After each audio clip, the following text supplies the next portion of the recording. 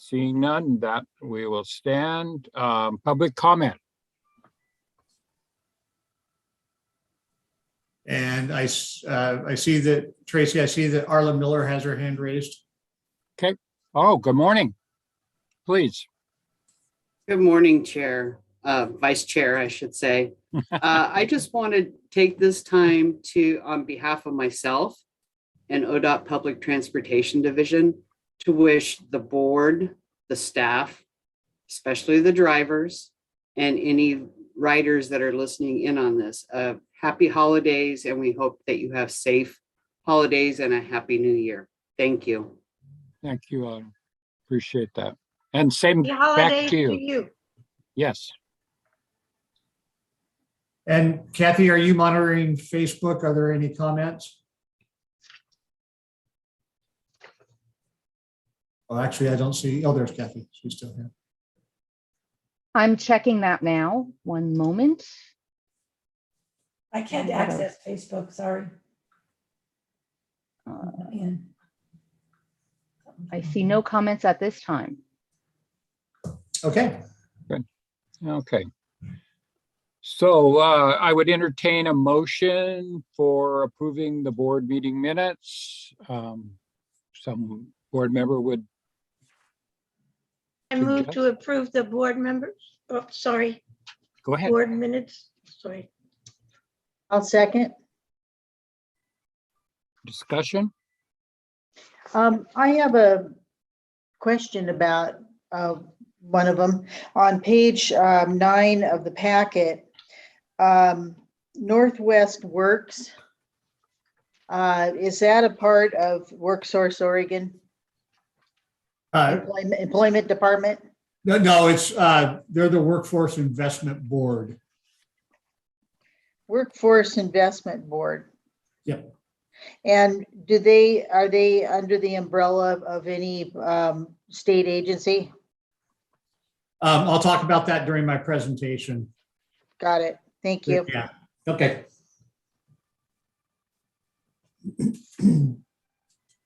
Other questions?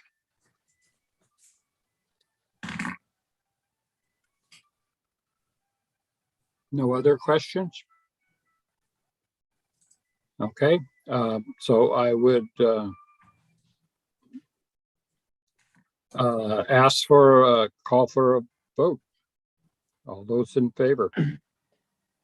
But while we do a roll call vote, it's a little bit easier that way. Yeah, let's do that. Please, Mary? Yes. Okay, Commissioner McDonald, Aye. Commissioner Nino, Aye. Commissioner Alegria, Aye, Commissioner Withers,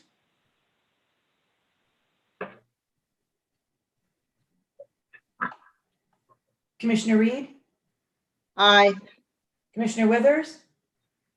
I thought I answered to someone else, I guess. Aye. Okay. Oh, I thank can you. call now, Mary, sorry. And I'll check with Chair Bushmit later. Mary, can you hear me? Yes, I can. I am on the phone. Oh, so sorry. I'm sorry. No, Okay. no, that's fine. And we're still working on the internet, so And you vote aye or? yes, please. Okay. All right, motion passes. Thank you.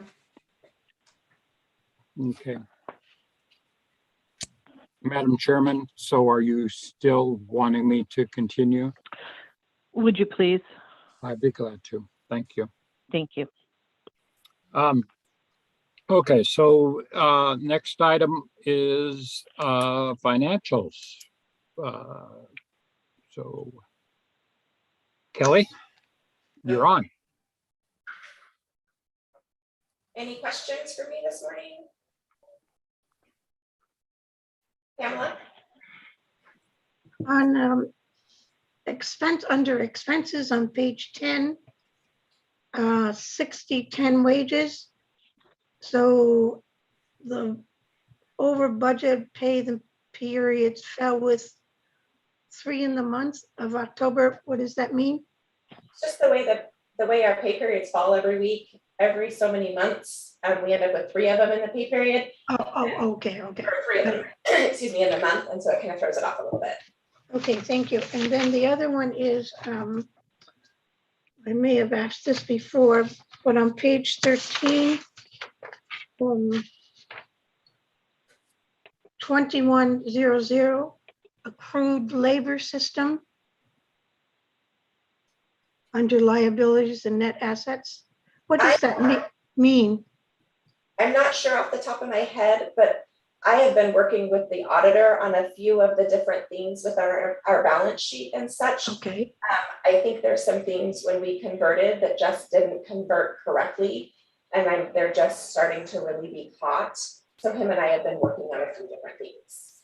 so this is in addition to the accounts payable and the accounts receivable conversion. Yeah, I'm not sure approved labor system. And our auditor is actually in the building today. Okay. Okay,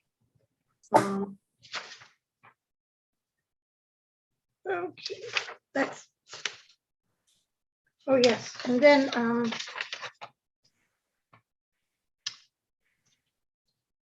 this may be obvious on page 16. What does check listing with accounting distribution mean? The title of the page? It would normally show like the actual account number, the GL number. So it just is the wording of the report. Okay, so this is part of the checks and it's just differently numbered? Yeah. We break out the checks that are over $5,000 for the board. Oh, okay, That's okay. what this report's for. Okay, okay, thank you.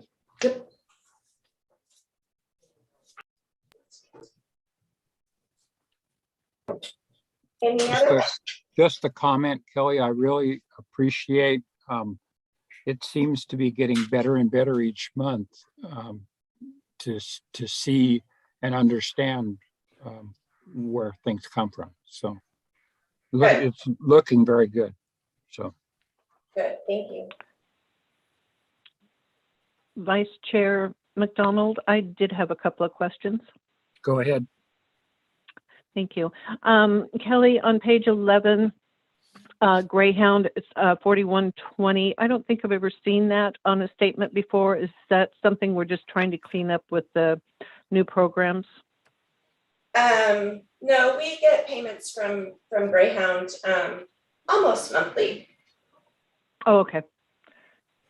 Okay, and then my last question on page 13, on the totals, total liability and net assets. The last year total 989,000. Is that the total for the whole year of last year? Yes. No, that was just through the end of October, wasn't it, Kelly? The last year should be, I'm just looking at the numbers really quick to see what they actually see.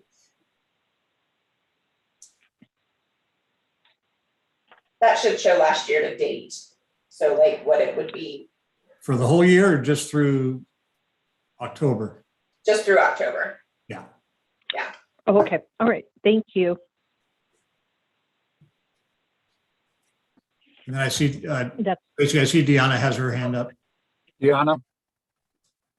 Thank you. Good morning, everyone. Morning. On page 11, under revenues, number 4205, why are property taxes under revenue? Is this taxes that we collect on someone else or? No, yeah, the majority of our funding comes from property taxes. And so this is income that we receive because it's income tax season or property tax season. Got it. Yeah, It's- because it's so much more than the budget. I was, so it's just because of the time of the year. There's more that. Yeah, we're at it's when the county gets the money and then they distribute it out to all the taxing agencies. So we never know exactly. It doesn't line up with last year's at all. Hard to All right. look at it and make it be as close as I could be, and I was not very close. All right. And then 5401, and 5339, the capital purchase. Is this because we got reimbursed from a grant? Yeah, those are grant reimbursements. Awesome. That's it for me. Perfect. Yep. Thank you. Thank you. Anything else this morning? Thank you, Kelly. I appreciate that. Thank And you. and that last person on was our motion picture star. So if you so Deanna, you did a nice job, and that's a very good story. I really appreciated that. So Thank you, Tracy. Can Oh. we clarify what that was about? I saw Certainly. it too, but I'm just for the benefit of recording. recording done, and Jeff had an email out on the Oregon Transportation Plan. It was an invitation for most of all the stakeholders to comment, but it included on the introduction page several stories, and one of them was indeed our commissioner. So, and she did a very good job. So appreciated it. Tracy, could we get a motion and second to accept the financials? Yes.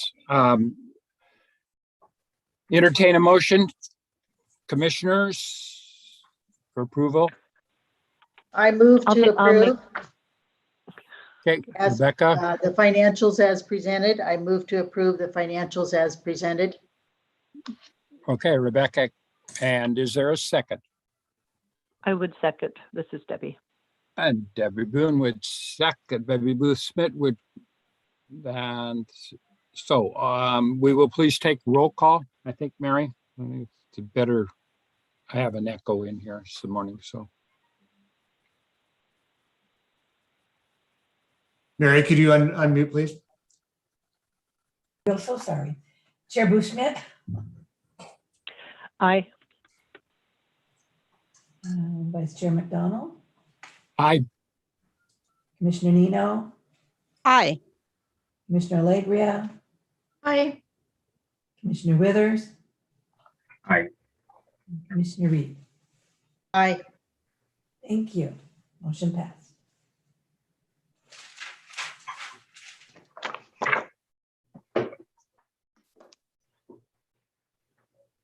okay,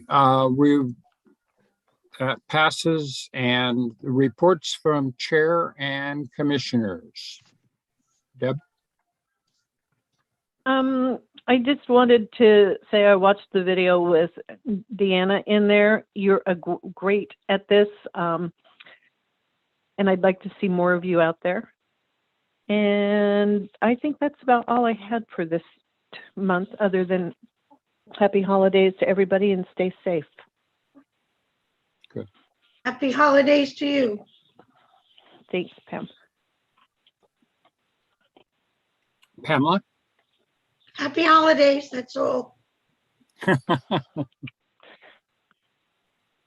Diana? Tracy already told the public about the video that I participated in, and I was contacted on the recommendation from the outreach manager from the North Coast Land Conservancy. And that's how the video team approached me about being on the Oregon Transportation Plan. And we did the interview at our Astoria Transit Center. We did it at the, what's the word for that? The conference room. And it was nice to be there again. I kind of missed you guys when we had our meetings in person, and hopefully we'll go back to those.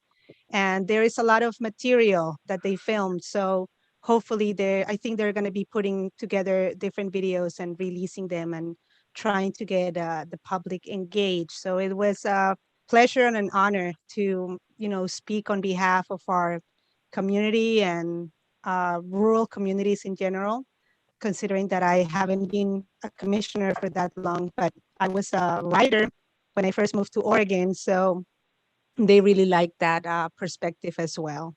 So thank you everybody for the, for the congratulations and happy holidays to everybody. Stay safe, including our staff. Thank you for everything that you do.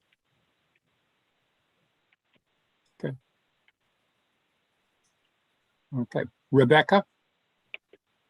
All I have to say is that I'm excited about the prospects, what the things that we're working on right now with the transportation plan, anticipating federal funding that will boost the efforts that we're already doing here. A big thank you to all of the folks that make the wheels turn here. I'm very proud to be a part of this organization, and I'm looking forward to a brand new year of working together. Happy holidays.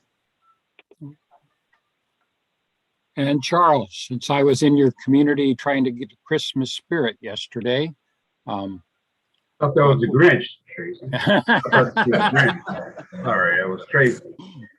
I want to thank our district for participating in the Rosa Parks Commemoration Day. If those of you may not know, I grew up in the rural South and the Jim Crow laws. And the procedure was to go on the front of the bus and pay your fare, get off, walk back to the back of the bus and enter on the back doors. And so to me, it's not this hypothetical or this sort of thing that did not exist. I actually lived that. I was there up until like the mid 60s, 63, 64. So I want to thank our district for participating in that, because Rosa Parks was a brave woman, but she was one of many Rosa Parks who did that brave move to get that done. So I was very touched by that, because as I said, I didn't see this in an abstract or in a book somewhere. I actually lived those days. So I want to thank the district, thank Jeff and staff for having us to participate in what is a nationwide event. So I want to thank you guys from someone who lived the experience. Thank you. Good. Okay, I believe that's everyone. Did I miss anyone? Okay. So next item would be the continued business, item 8. Yep, and we don't have anything from continued business at this point. Okay, and so we'll move right along to new business.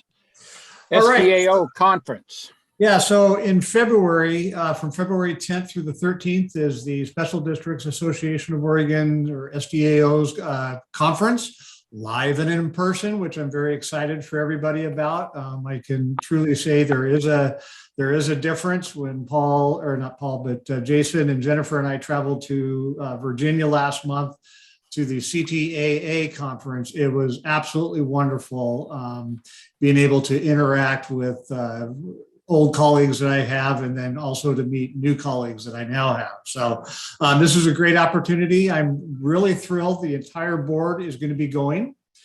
So I think that's outstanding. What we want to do today, Mary's already made the accommodations, reservations for hotel rooms. But we need to get everybody registered for the conference. And so we sent out the information for the different the workshops and trainings that there's going to be. So Mary's going to, what we'd like to do is, let me toss it out. What would the board prefer? That we just go one by one and you tell us what you want to do, or would you like to email Mary your choices? What's the board's preference? We would want you to email it today if you do that. I would like to, my preference would be to just get it done. So, okay. Well, we can get it done. Okay. Let's just do that then. We'll just call on, I'll let Mary take over and call each person. Or Charles, you have a question? The breakout sessions are the same as they were when we last met in Seaside, or they're different? I think there's some different workshops. But similar, so I mean, I don't want to take something you have no idea what it is. Yeah, they're very similar. If you want to question it in the board packet, there's the different things, and then I thought that you have a conference bulletin here too. I saw that. I have a question is, I think there may be some merit in making sure that we're covering, have at least one person covering each of the topics. I'm willing to, I've already kind of earmarked ones that were of interest to me, but I'm willing to make sure that, you know, we've got the coverage on the different issues, and I could jump onto a different workshop. Yeah, and one thing to note too, just because we're signing you up for things doesn't mean you are locked in to go to them. With the exception of that first day, the pre-conference things that are happening on the 10th. Those ones you really should attend, the ones that you're signed up for, because we have to pay for those ones. But the other workshops, if you sign up for one, you go to it, you're just not feeling the love, you want to go to another one, you're more than welcome to do that, to change your mind. What I'm doing right now, I'm bringing up the descriptions.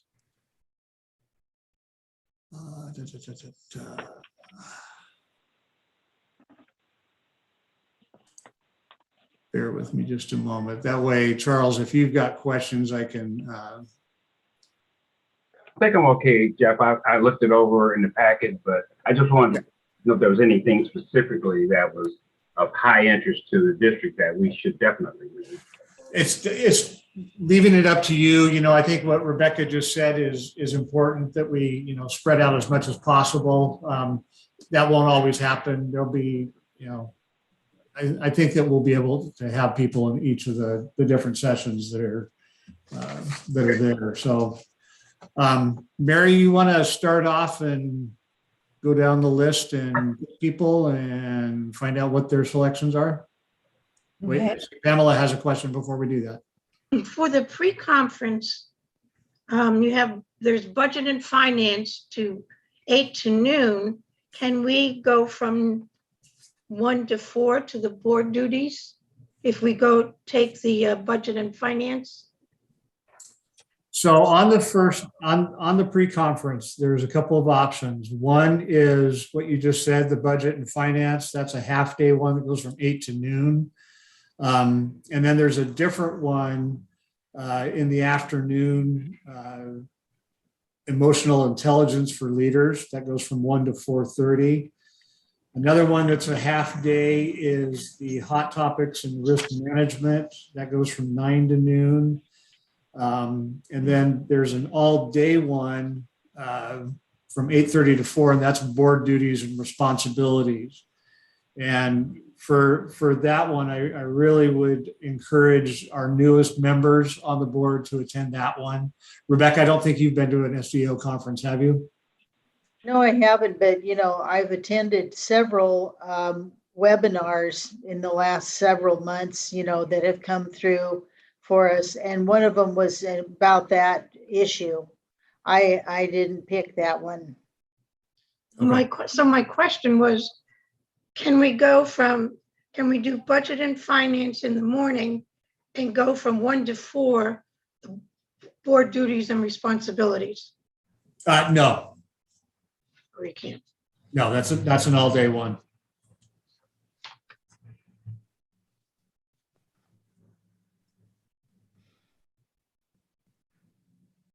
Okay, other questions before Mary starts calling on people?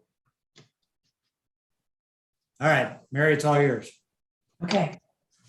So we're gonna start Thursday.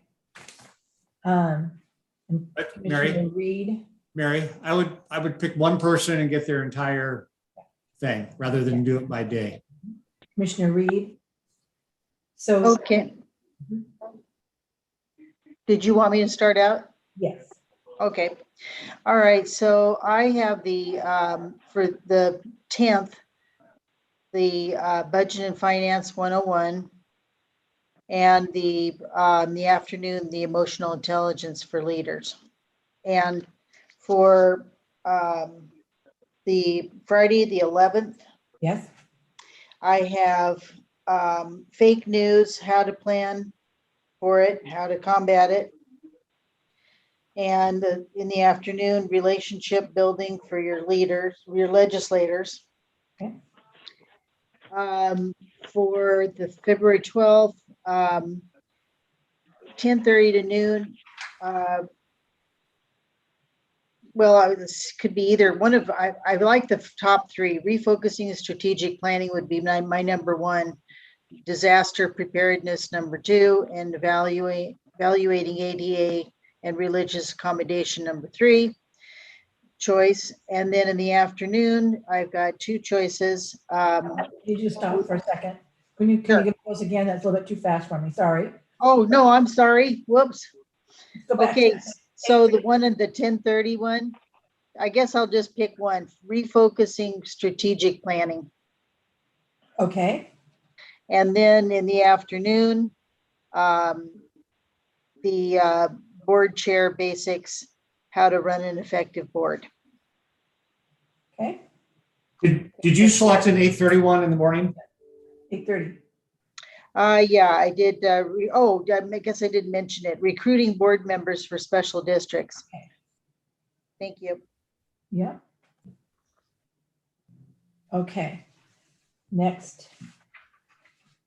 So Diana already, Commissioner Nino already sent me hers. So are you happy with what you sent me?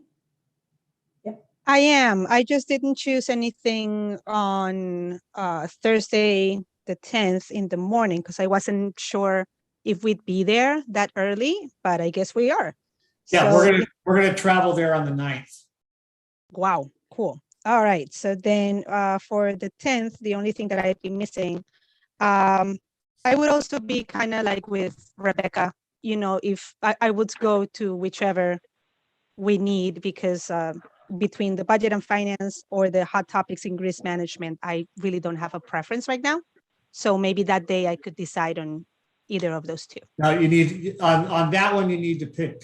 And I Ah, would yes. recommend that you do the Okay. budget finance one. All right, budget and finance it is. You did mention it. Thank you.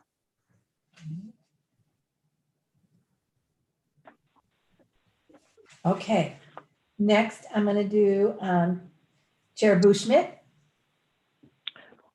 Okay, so on Thursday morning, I would like to do the budget and finance.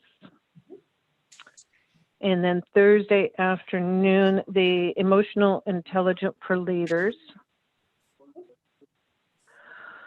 Friday morning, public meetings and executive sessions.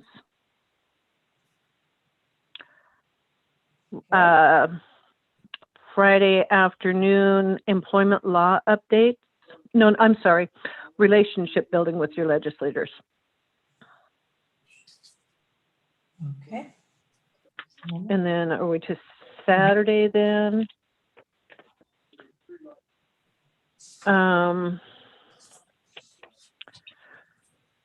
Saturday, I think executive director, general manager performance evaluations.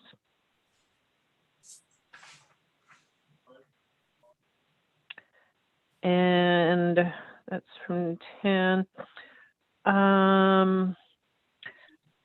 10:30 disaster preparedness and building resilience systems. And then Saturday afternoon,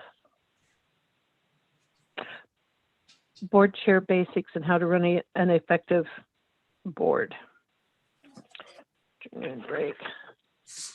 Is that it? That is it. Okay. 1 moment.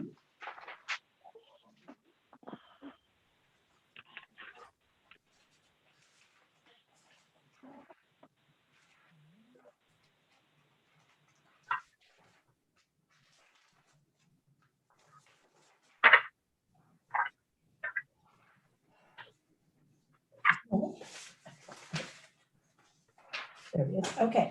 Next, we're going to do Commissioner Alegria. We're starting with Thursday. Board duties and responsibilities from 8:30 to 4. Emotional intelligence in the afternoon for leaders. Well, that's the one you selected for the morning is an all-day one. So you Oh, okay, okay, got it. Okay, Okay. I just changed it. Okay. Then Friday, fake news from 10:30 to noon, Okay, 1:30 to 3. OR-O, what does OSHA mean? OSHA is Occupational Safety and Health Administration. Okay, then I'll change that. Relationship with legislatures. And then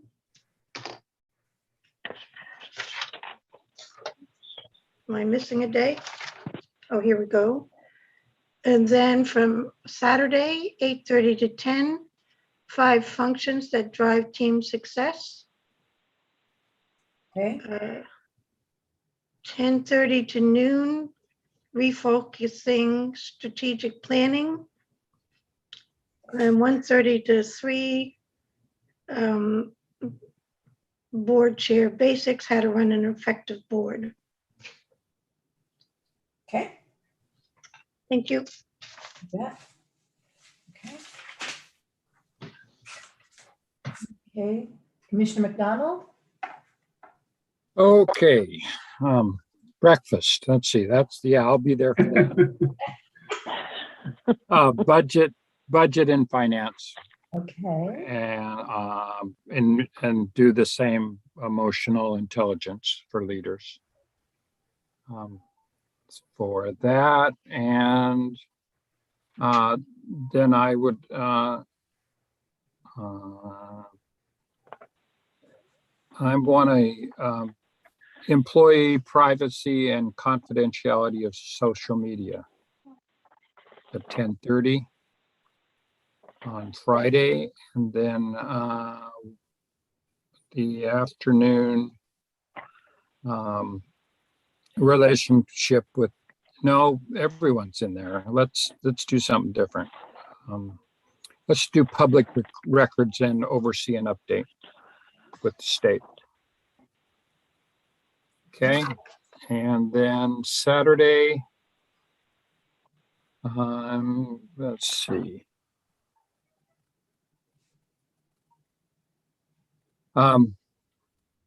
The recruiting board members for special districts. okay, And then I think the ADA and religious accommodation in the COVID situation on 10:30 and 1:30.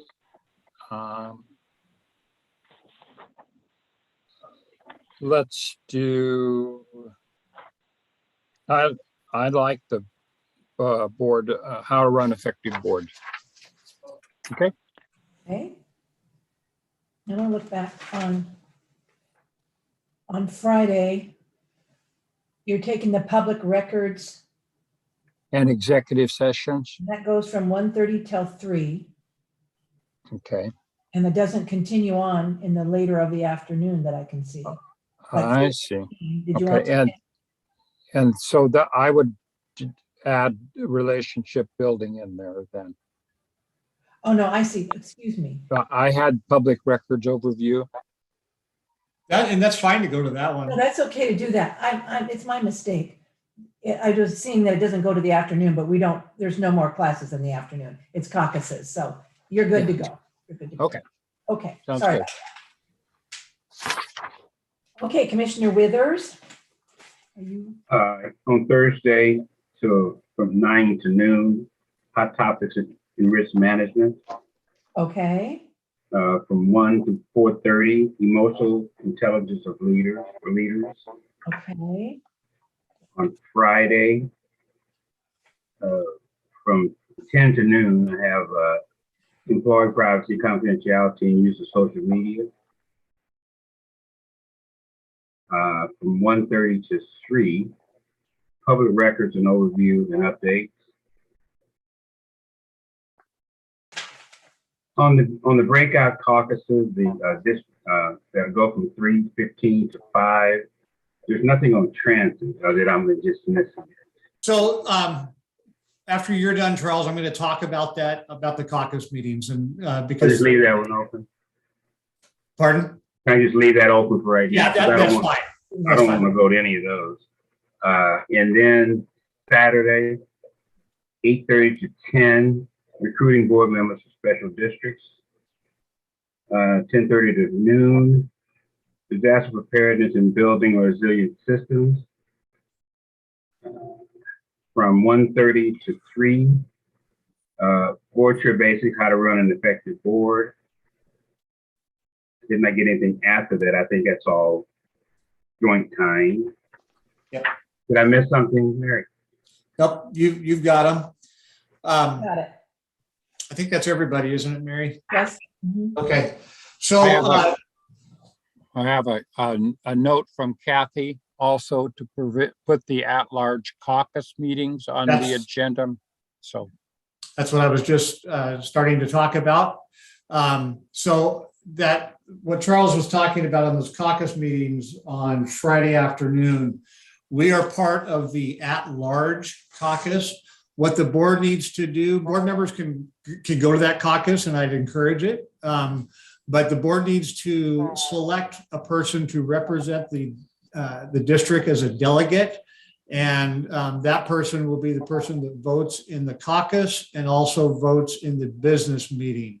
In the past, it's been the board chair, but it doesn't have to be. It's totally up to the board. Charles, you have a question? Oh, I was going to nominate somebody. Okay, well, You're not ready for that. no, that's up to Tracy. So I gave my little spiel, so. Charles, I'd like to Charles. nominate Deanna Nino to represent us at the at-large caucus. I Others? accept the nomination. are there any others? Seeing no others, let us, I would accept a unanimous vote of support and have Commissioner Nino be our representative. Is there a, Thank you, everybody.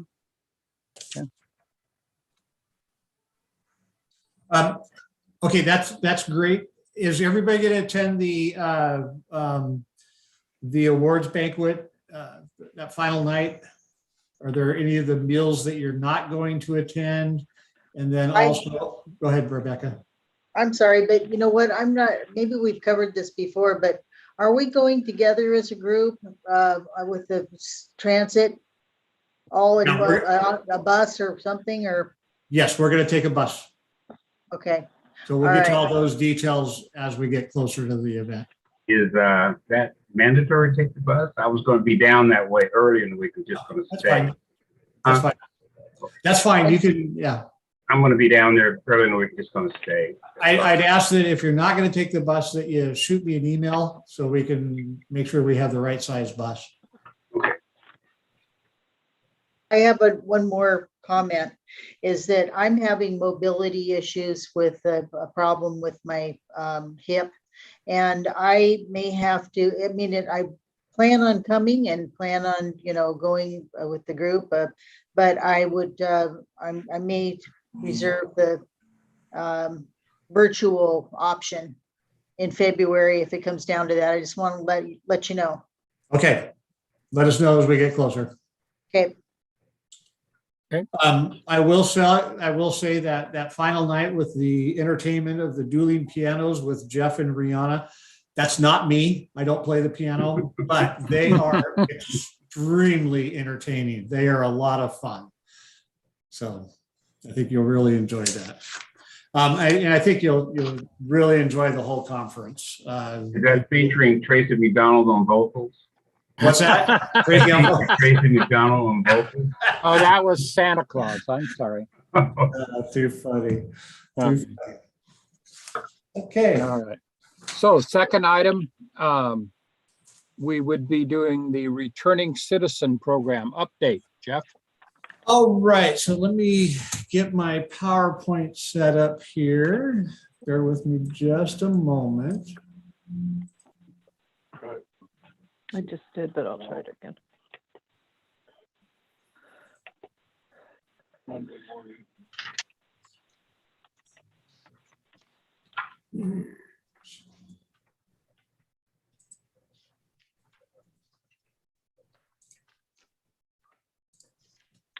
No, that's not the right one.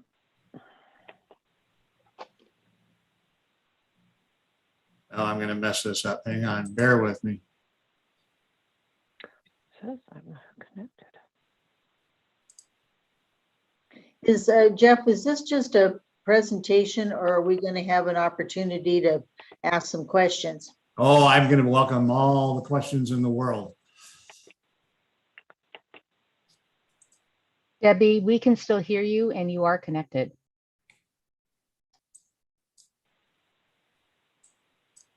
Okay, I'm going to try to get on here in just a second.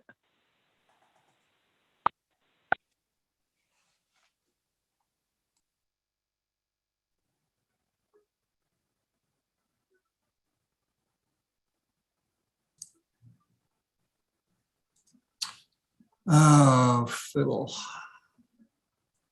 Let me start this over again. Sorry about this. I practiced the other day and I apparently kind of flunked.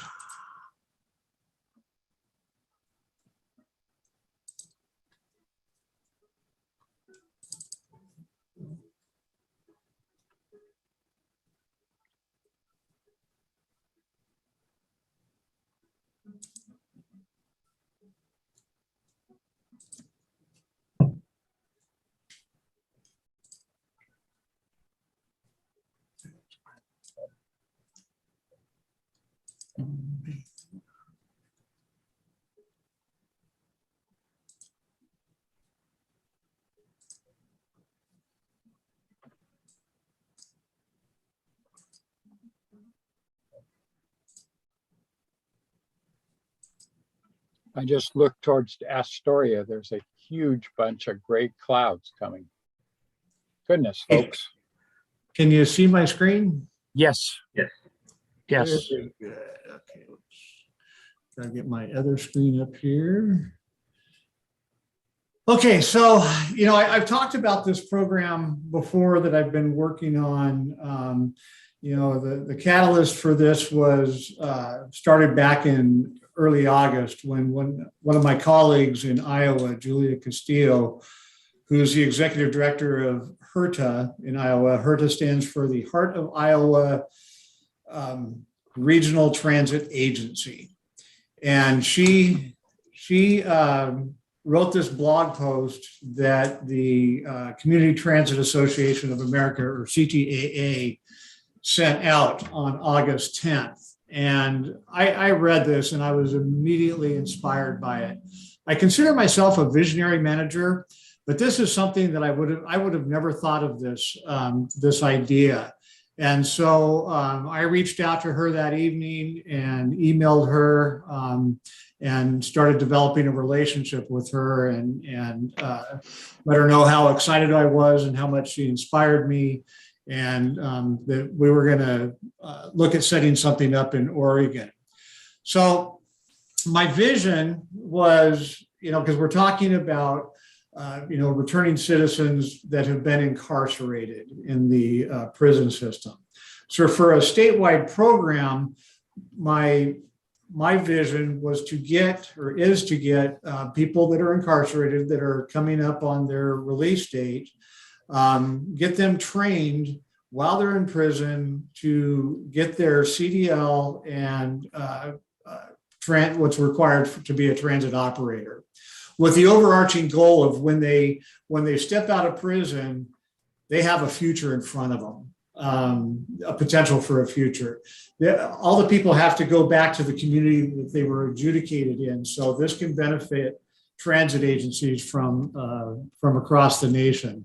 So the first thing I did was I reached out to the division administrator for public transportation at ODOT to ask if she had any contacts at the Department of Corrections, because fortunately I've never really had to deal with the Department of Corrections in my personal life. You maybe recall we bought some shelters from their enterprise division, But anyway, so she didn't have anybody, but she talked with one of the assistant directors at ODOT, and that person did have a connection. And so we were given a name, so reached out to that person at the Department of Corrections to find out who the right person would be to talk to. And they put me in touch with one of the assistant directors at the Department of Corrections. And they were very interested in it. So this is a partnership between the Oregon Department of Transportation and the Department of Corrections.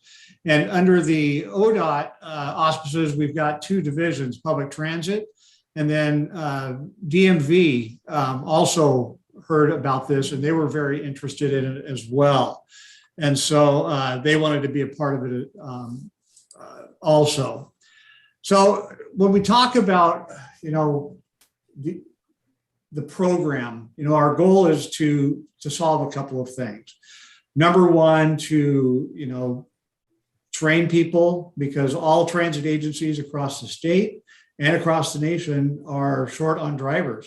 It's just like, and you've read the news, that it's not unique to transportation. Every sector of the economy has shortages. But we want to focus on transit. There's a lot of barriers to people when they get out of prison, when they get back into the community, because a lot of people won't hire them. I mean, and there has to be a shift in the thinking of these individuals. And I'll talk more about that. But more than half of them are unable to find stable employment within their first year of return. They may find a part-time minimum wage job, but that doesn't necessarily set them up for success. And you can see on the screen, the recidivism rate is just horrendous. 68% of released inmates were arrested within 3 years, 79% within 6 years, and 83% within 9 years. So by setting up a program to where we can get people trained and they can leave the prison and go back to their community, go to the transit agency and apply for a job. And if everything works out, they could become a successful part of transit. They could be like the rest of us. They could become transit geeks, which we encourage that. So you can see those numbers. There's just no way people can be successful. And that recidivism rate, it's a revolving door. They just keep going in and out of prison, and that doesn't help anybody. And I should mention that, I'm obviously focused on, hiring drivers, because that's the biggest challenge that we have right now. But I also care about people and helping people be successful. That to me is more important than anything. So something else that Julie had wrote in her blog that I put up on the screen was talking about inequality. You look at African Americans, they're incarcerated at more than double the rate of a Caucasians. And on average, they're incarcerated at more than 5 times the rate of Caucasians in several states, probably some of those down in the South that Charles was mentioning. It's in excess of 10 times the rate.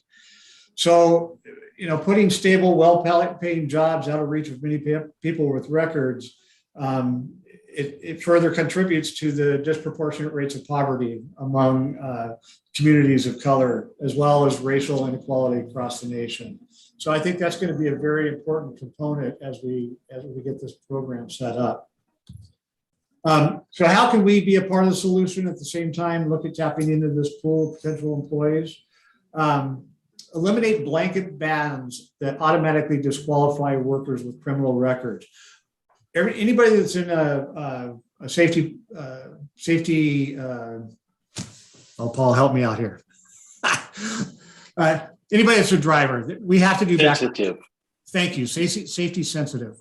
Anybody that's in a safety sensitive position, that's like drivers, dispatchers, driver supervisors, Paul, they have background checks done on them. So when we get those background checks, they come to me, I review them, and then they go to Sue. And in the past, we look at that and you can see, wow, there's some people that we've gotten, that have kind of a lengthy record, what I would consider a lengthy record, where it's multiple pages of things. But what most people don't know is that on those background checks, it covers everything that they've done or been charged with.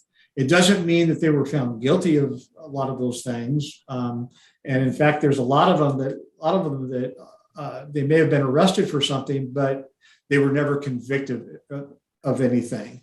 And so if you make your decision based on that, that's really not fair to that individual. And so we feel that we need to kind of change our thinking on when we get those background checks, because we're not interviewing the person from 5, 10, 15 years ago that made a stupid mistake. We want to interview and know about the person that's sitting in front of us right now. So we've got to avoid passing judgment just based on what we see on that record.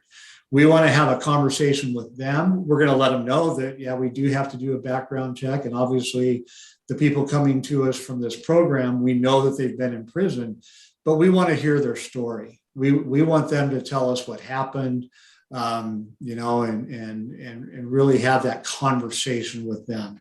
And we let them know, yeah, we are doing a background check and we don't want any surprises. So we expect them to be very honest about what they've done in their past. And we really want to, on those background checks, is focus on any of the things that would really relate to, the job that they would be getting. Like if there was a lot of things that would prevent them from getting their CDL, they're not going to qualify for the program to begin with. So we've developed an exclusion list already just based off of DMV rules for CDL holders, and also the non-emergent medical transportation program through Medicaid. There's restrictions on who can drive for those clients, and they're pretty much aligned with DMV rules. But there's other things that may be out there, like our dispatchers help count money. So if we had somebody that was convicted of a crime that involved theft of money, they may not qualify to become a dispatcher for us. But the driving thing, there will be very few people that won't qualify for it. We won't have people that are sex offenders. We won't have people that have serious assault convictions on their records, because they wouldn't be able to get their CDL. We want to look at partners in the communities we're at. Are there one of the other things that we think about now, besides the shortages? There's a couple of other big issues that are barriers to employment. One is childcare, and the other one is housing. And that's a big one. I think we're very fortunate here because we have, Helping Hands was started here. We have a good relationship with them. We've helped support them, and I'll be talking more about Helping Hands later today. But they have a reentry program, and it's set up in several counties here on the coast, in the Willamette Valley, and then, of course, I think everybody's heard about what they've set up at the Bybee Lake Center in Portland at the old Wapato Jail. So those are things that we need to think about. Are there ways that we can partner with those agencies to help those people coming out of prison? There are going to be questions that come up and concerns. We fully expect that. And I look forward to talking about those concerns. And some of them could be, a lack of trust. Well, this person's been in prison. How could we possibly trust them? Is there a risk cost? Are customers going to,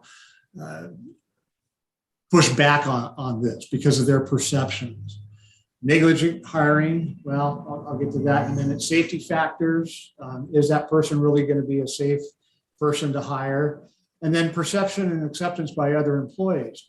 And I talked about this at a recent drivers meeting, and I was really excited because there was a lot of support from the drivers about this. They thought it was pretty cool. But when I talked about it, I said, you're not going to know who we've hired or what their background is. That's none of anybody's business. I'm going to know, and Sue's going to know, and that's about the extent. Paul probably will know as well. But we're not going to go out there and say, oh yeah, this guy we just hired, we hired him out of prison. He did great in prison and yada, yada, yada. That's not a story for us to tell. That's a story for that individual. If they want to share that with their new coworkers, that's up to them. But otherwise, we're not going to share that information. And the truth is, every hire is a risk. When we talk about negligent hiring, and negligent isn't probably the best word, but we interview people, but you don't really know them until they start working and you see how they interact with people. It's always a risk. Every person that you hire is a risk. We do a good job of screening people, but until they're hired, anybody is a risk. So going back to it, removing those barriers to employment for those people with criminal records would not only help transit systems, but also create jobs for those who need to work and improve racial injustice, allowing everybody to become productive members of society and set them up for success. And I think the timing on this is really good, because one of the arguments I think that could be put out there is, well, these people are coming out and taking jobs away from people that have never gone to prison or something. That's terrible. Well, that's not the case anymore, because we aren't having people apply for jobs, and same with other sectors in the economy. Nobody's applying for jobs.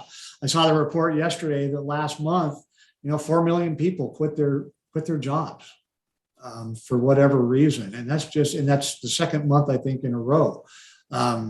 So it's like nothing we've ever seen before.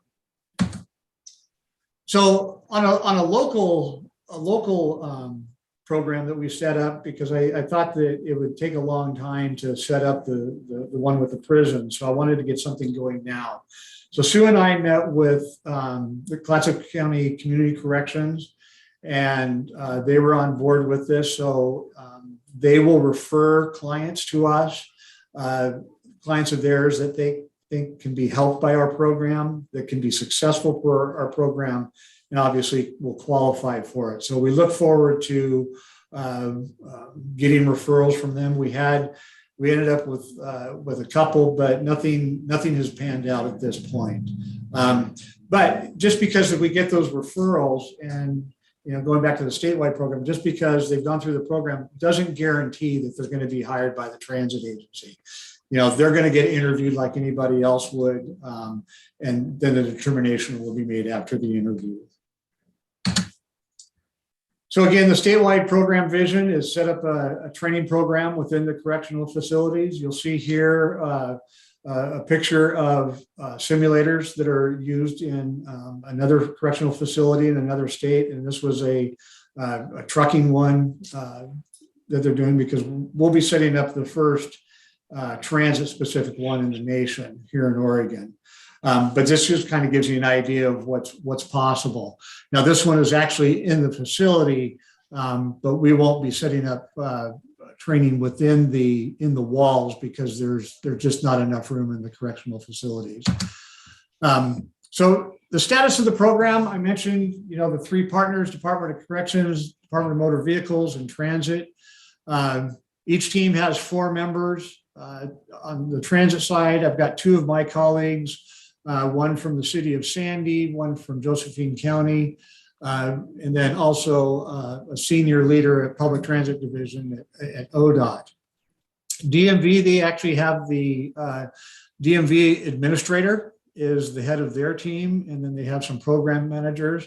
And then Department of Corrections has an assistant administrator along with, or assistant director, along with 3 program managers too. So we really have a really cohesive group with the right people that have the right authority to make things happen. We've had 2 meetings The first one, Amy, the division administrator for DMV, she brought it up immediately that she really wanted to see this program be for all CDL related industries. And I pushed back on that to start with. And I said, I'm going to be selfish about this because we're really struggling in transit. And it's I really want to focus on this. And I said, but I'm open to the conversation.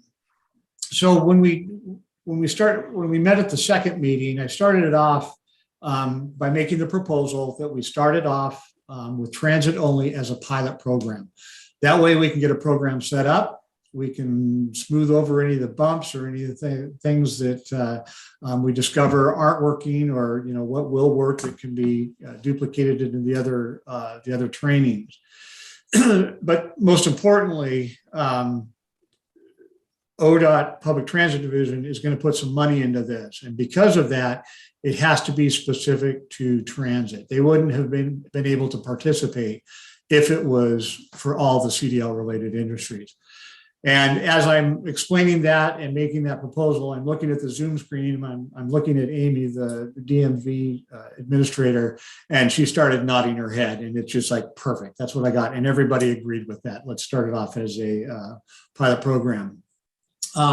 Over in Eastern Oregon in the city of Baker is the Baker Technical Institute. They're going to be doing the training. They're a nonprofit group that has done training. They actually have some experience doing trainings in the Oregon Youth Authority.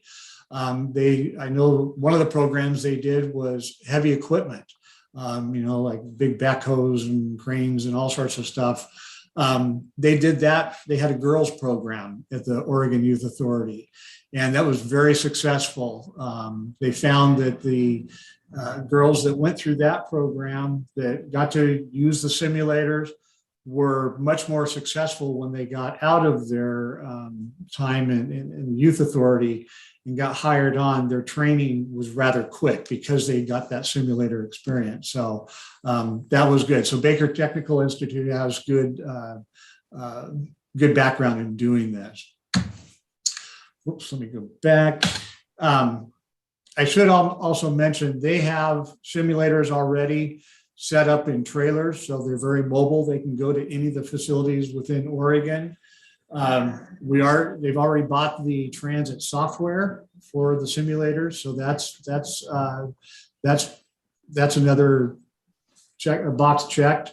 Right now, we're working on the memorandum of understanding between ODOT and Baker Technical Institute. I'll be meeting with ODOT tomorrow to work on the statement of work. So that'll be set up. Early last week, I had a meeting with Tracy, who's the assistant director at Department of Corrections, along with Doug, who's the president of the Baker Technical Institute. And we had a really good meeting, but one of the interesting things that came out of it that actually floored me, I couldn't believe what I was hearing. The Department of Corrections is going to allow the people that are in this program to leave the prison walls and get behind the wheel training. They'll be actually able to get on a bus with the trainer from BTI and get behind the wheel experience. I never expected that. I knew we'd have to do simulators, that we wouldn't be able to bring buses in. But again, the Department of Corrections wants to do everything they can to make sure that people are successful. And this will likely mean that they'll also be able to leave the prison to go to DMV if they can't do their written test within the prison walls. DMV is still working on that. But they'll be able to go to a DMV office near the prison they're at to take their written test, and then likely that they'll be able to do their driving test with a third-party certifier. So that was really exciting to hear that, because that moved up everything. So in possible reality, a person could walk out of prison and have their CDL in their hand. And so they'll get taken back to the community that they came from, or were adjudicated at, and they could get with the transit agency that's there within a day or two, which that was beyond my wildest dreams. I never fathomed that we'd be able to do that. I figured, well, they're going to get out of prison. They've had their training. Now they'll go do all their testing. So it was going to probably be a couple of weeks, and a lot of things can happen in a couple of weeks. So shortening that timeline from the day they step out of the prison walls, getting back to the community and getting in front of somebody at transit, we're going to be able to hopefully knock this out of the park. So, I mentioned earlier, this was going to be a heavy lift because getting two large state agencies, the Department of Transportation, Department of Corrections, working together, I figured the program would take, 1 to 2 years. But with the progress we've made, we're going to start training in prisons at the end of January. We're going to probably likely start at the Powder River facility, which is over in Eastern Oregon, because it's close to Baker where the BTI is. So we figured we'd start there. And then for the second one, we talked about Umatilla, but we also talked about Coffee Creek, which is the women's prison in Wilsonville. And I'm probably going to push for that one for the second one, because I think there's going to be a lot of opportunity, a lot of successful opportunity to help out females that are incarcerated. So I would have never, ever in my wildest dreams thought that we'd be able to pull this program up and get it set up and start training within 6 months. I'm still I pinch myself because that never happens. State agencies, they all work in these silos. And here we have just excellent people that really care about this program, care about, helping solve the driver shortage. But more importantly, like I said, helping the individuals be successful when they get out of prison.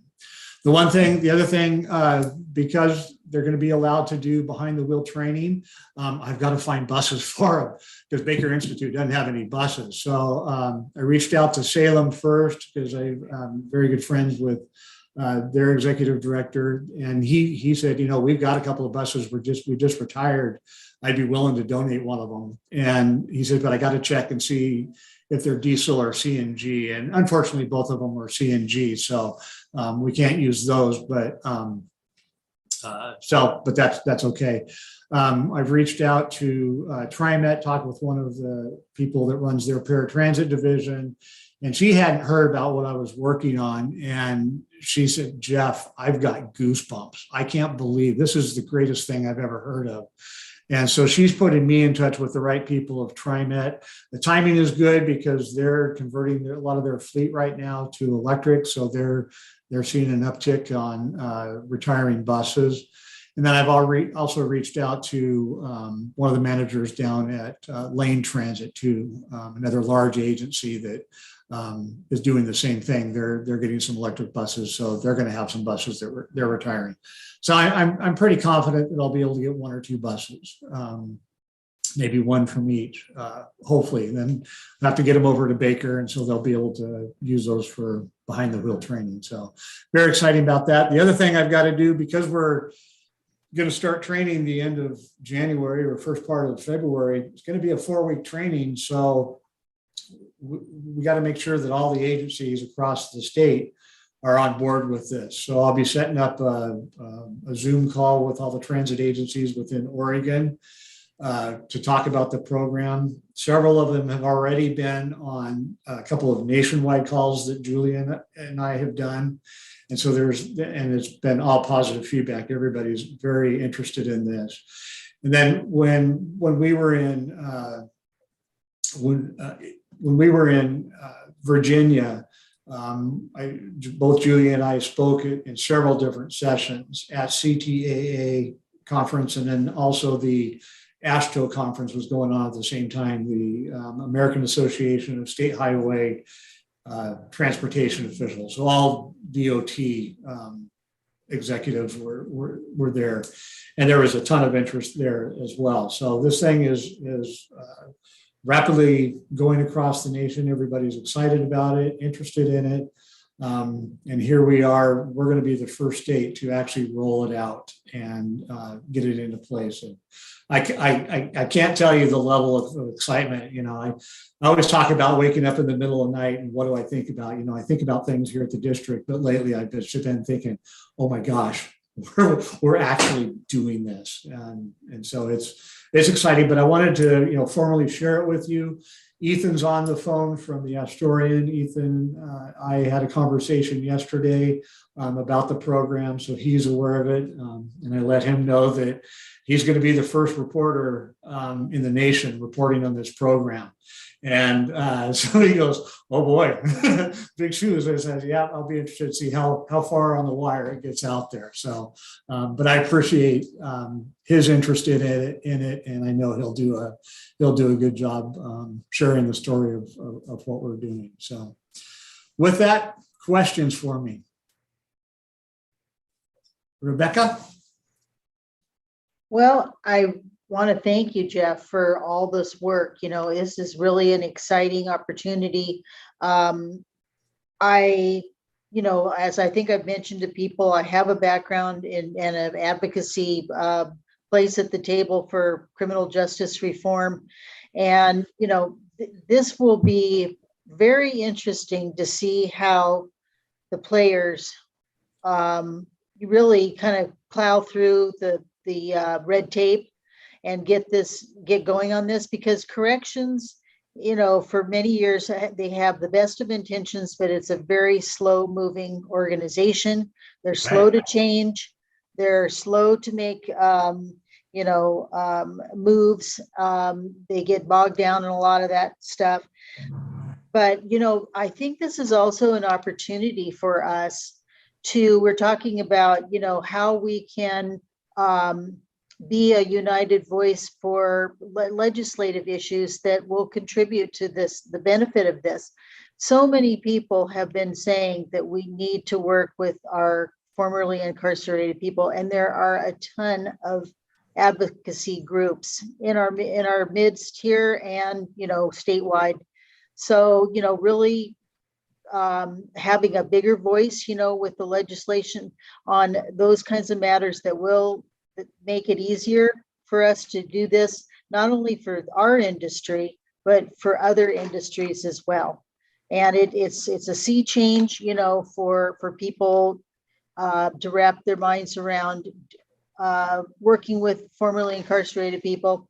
And lastly, I'll just say that, your statistics on recidivism is, there's a deeper dive on that. A lot of times the recidivism is not about criminal violations, reoccurring criminal violations, but it is on technical things that because lack of opportunity to get jobs, people can't fulfill their requirements for parole and probation because of the number of fees that they're incurred upon them, and the logistics, like you said, about childcare and all that. So this is a big story. There's a lot of moving parts, but honestly, I would be very excited to see the success of this, because it really would move all of us forward nationwide on this. And maybe it's the transportation industry that's gonna, crack the code. I'd love to see it. And thanks for all your effort. Well, thanks, Rebecca. And it's, this is one of the biggest things that I'm going to pull off in my entire career. It's just what you talked about the slow moving, sea of change, like with Department of Corrections. That's what just continues to blow me away, that we're going to pull this off within 6 months. It's absolutely mind boggling. I should mention, Public Transit Division is putting some money into it. It's not a lot. It's really kind of seed money to get us going. But we're going to have the Baker Technical Institute write a grant, because the latest rescue plan, the American Rescue Plan that was out there was, I think, $500 million, if I remember correctly, for job training. And in looking at that program, our program really checks a lot of those boxes. So I think that we're going to be very successful at getting a grant, and it'll be a significant grant.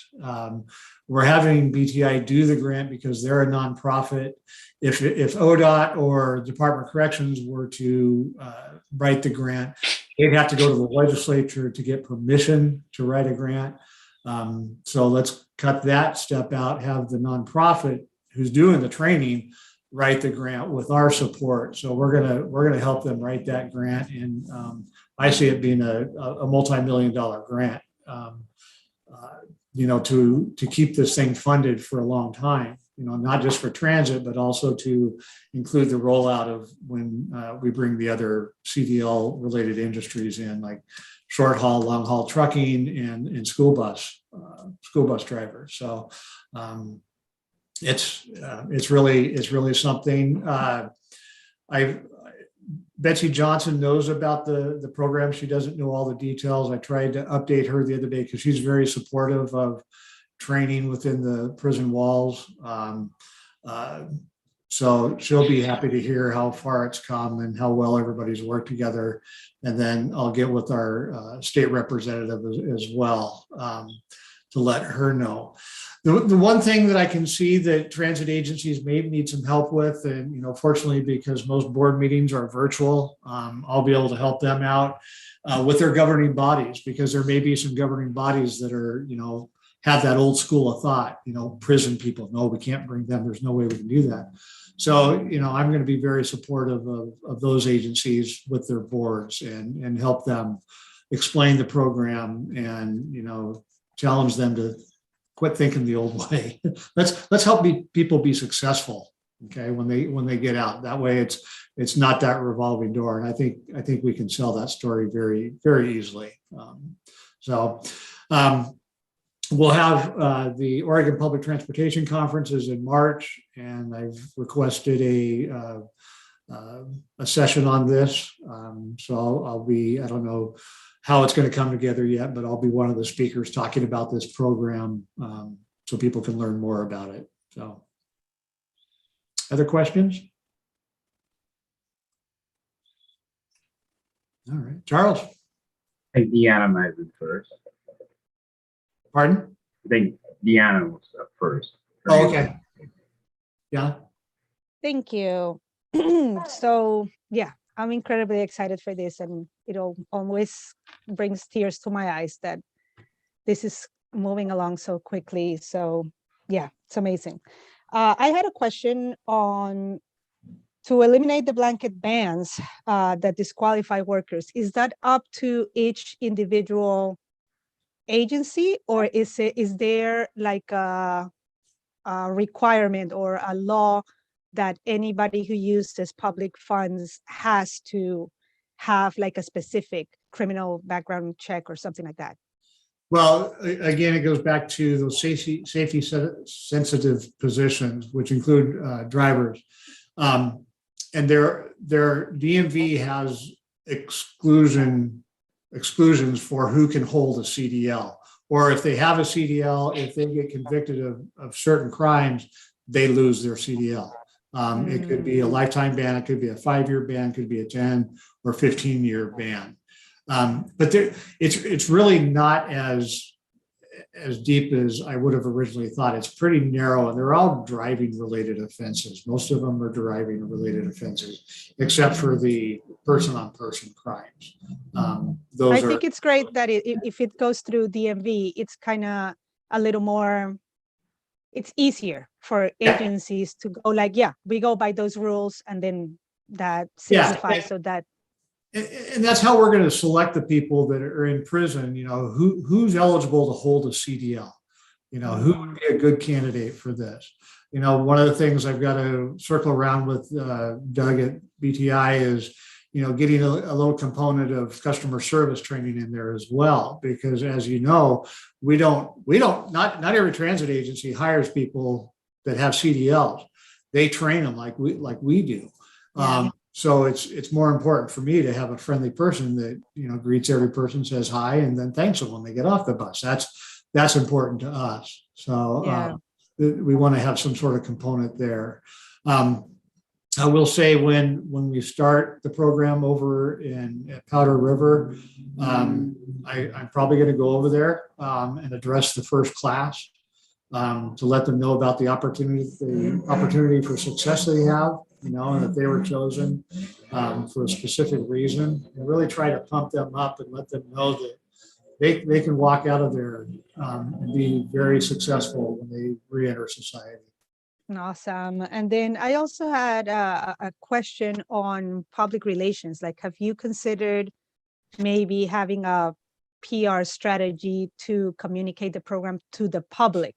Not so much the board, the boards and that I understand, but the public gets fake news and wrong information, and they might start coming up with terrible possible situations that would not arise. But how would you manage that bad publicity that can come up from the public? And we do want to be in front of that, and that's why I started out with Ethan yesterday at the Astorian.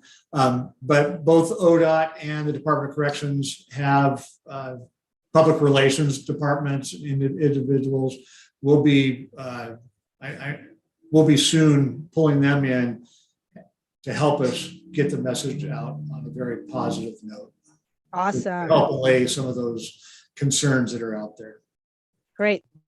Cool. Thank Charles. you. Thank you so much. Charles? Thank you, Jeff.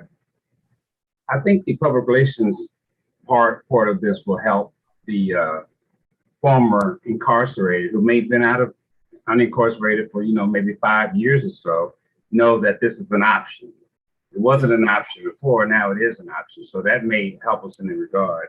I have a couple things. One thing is that, you can't blame someone for the rest of their lives for doing something dumb. I've never been in prison, but it's easy to do something dumb when you're young, and have that held against you forever. It's just always, to me, I thought we're a nation of second chances. I mean, what happened to that? Sometimes formerly incarcerated get stereotyped, I guess is the term. So I'm glad we're trying to get around this. I like the element of having the Clatsop County group to filter people to us. I'd rather not have us being the filterer of all the folks coming in the door, because they'll know better. They kind of know.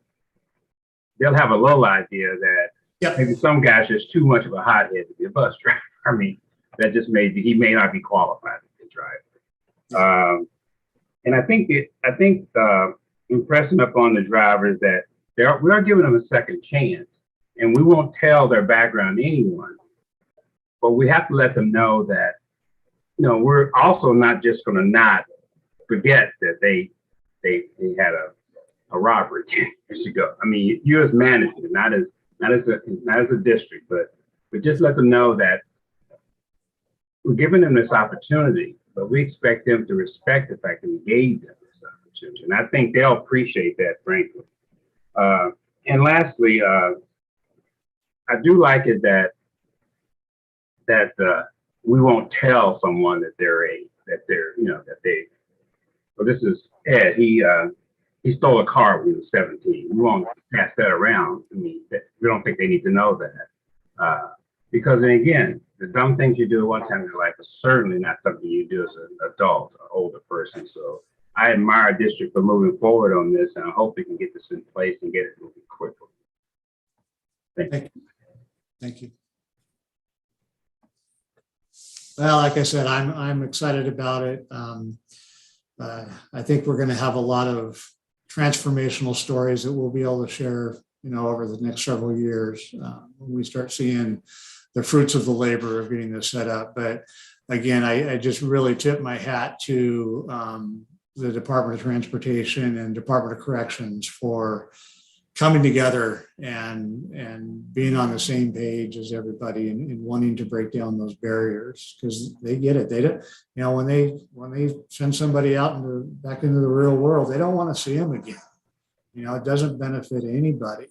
And the cost of training is certainly much cheaper than the cost of them going back into prison. Yeah. I mean, unbelievably cheaper. So it's a win-win-win all the way around. Tracy? Yes, having two adopted sons who started out with what Charles just talked about, going joyriding with cars, it does completely add to the recidivism, and it's really hard when they come out and they don't have any place to go. That, you know, it just makes the rest of their life just that much more uninteresting. And a couple of other Rogue Valley Transit and Spokane Valley also are doing some bus conversions. So just add those two to your list of searching. So. Yep. And Julie Brown and I are good friends down at Rogue Valley. So yeah, my list. Call Julie. Yeah. So, you know, and you're right. You know, a lot of us did some stupid things when we were younger, and I'm one of those people. I did some stupid stuff way back when. I didn't ever land in prison, but you know, when you're young and dumb, you know, you think you're having fun and kind of bites you in the rear end. So, yeah. But anyway, again, I'm really excited, and I'm really thankful that the board is supportive of this. I'm super excited that Oregon's going to be the pioneer of this. You know, and I don't take credit for this. I give all the credit to Julia back in Iowa. She was the one that, you know, wrote that blog, and I'm just running with it. And she's now pressuring because of the success that we're having out here of getting this set up. She's really pressing Iowa's DOT now. In fact, their DMV is going to be calling me because they have some questions for me. So it's just like, okay, that's fine.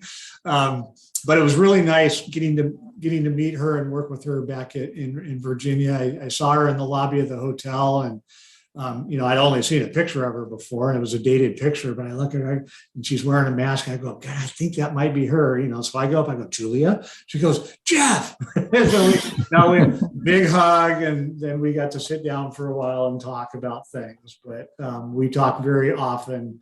And she's amazed at what we're doing out here. She can't believe how far along we've come. So that's going to help her in her state, and it will help other states across the nation. I know when I was in the Asheville conference, one of the directors from the Alabama Department of Transportation came out in the hallway and talked with me, and he had some more questions for me. So I've been communicating with him as well. So this thing is just going to spread like Scotch broom. Anyway. Any other questions, or are we good? Good. I think we'll move on to our next item, our added letter. Sir? All right. So you may not have had a chance to read the email I sent out. Let me pull the letter up from Heather. Let me get out of here, get out of there. Heather Reynolds has been our attorney for, oh boy, I think about 5 years or so. And she's starting to wind down, wants to spend more time traveling with her husband. So she has actually, let me share my screen here.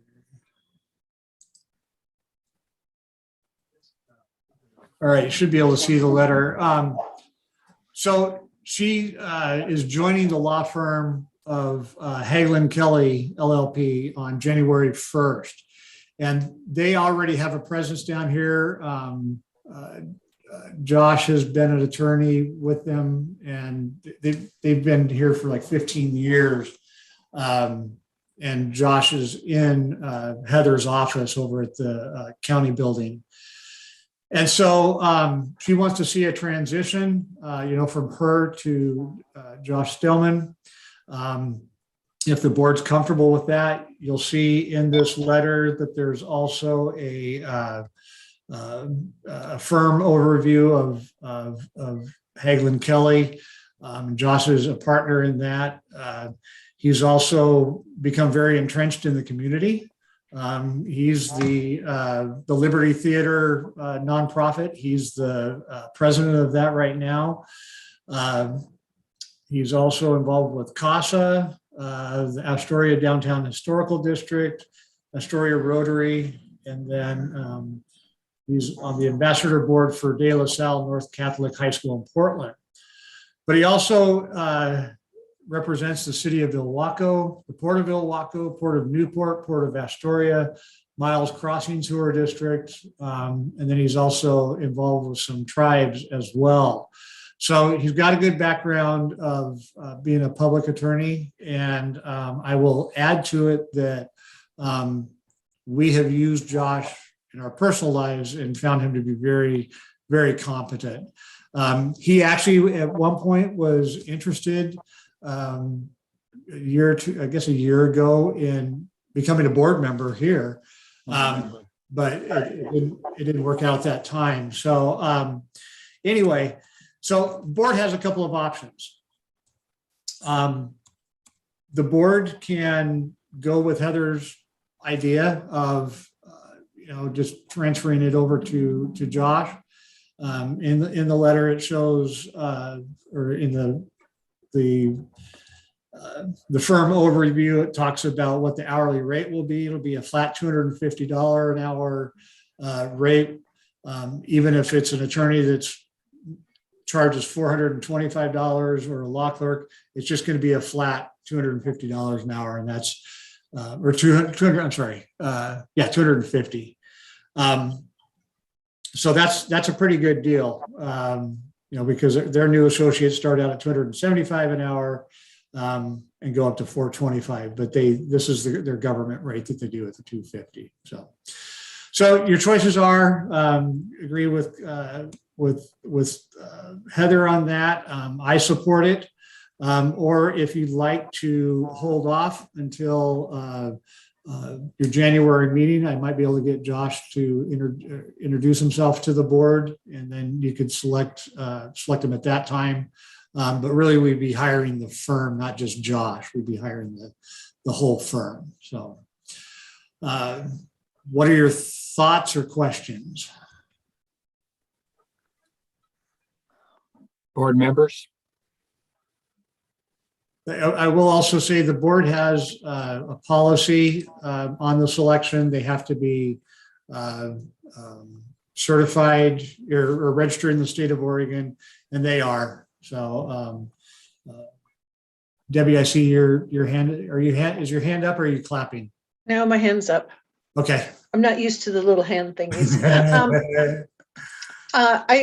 I think it's probably going to be just fine, but I would also like to talk with him, have him come into our January meeting, just so we can get to know him a little bit. Sure.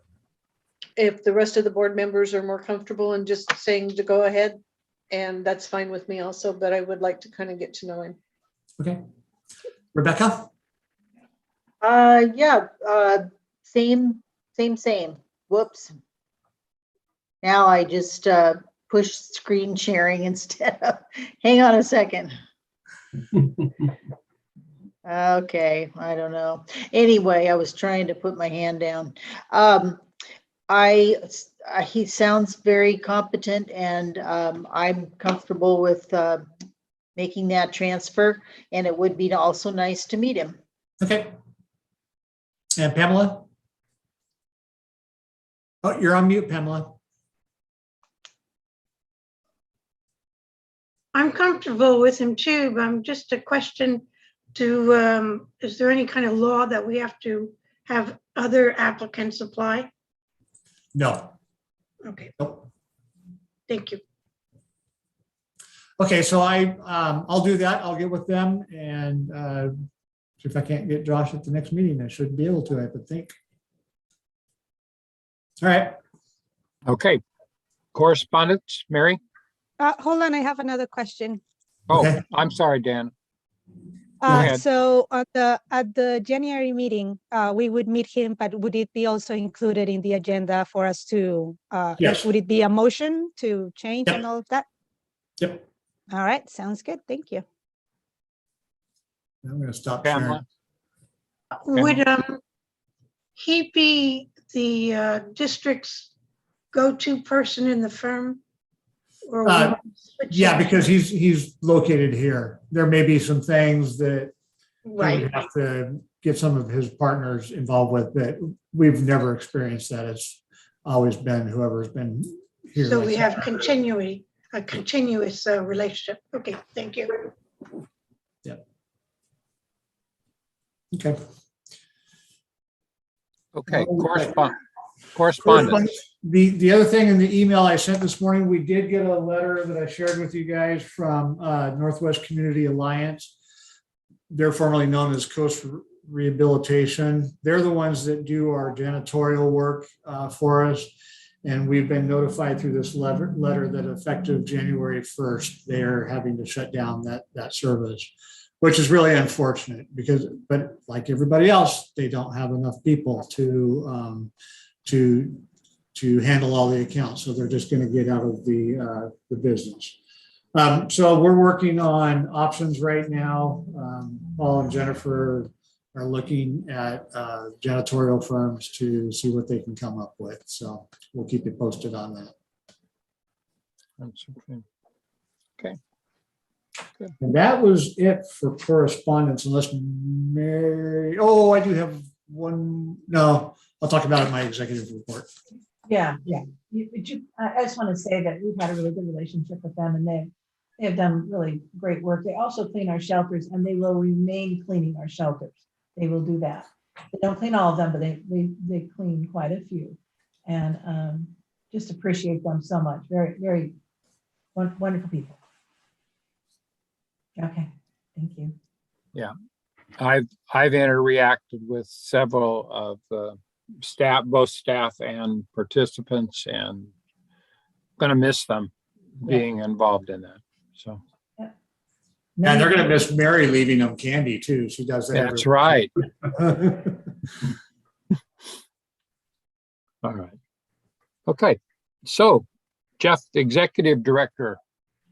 All right. So you got my report in there. I think the biggest highlight in there was the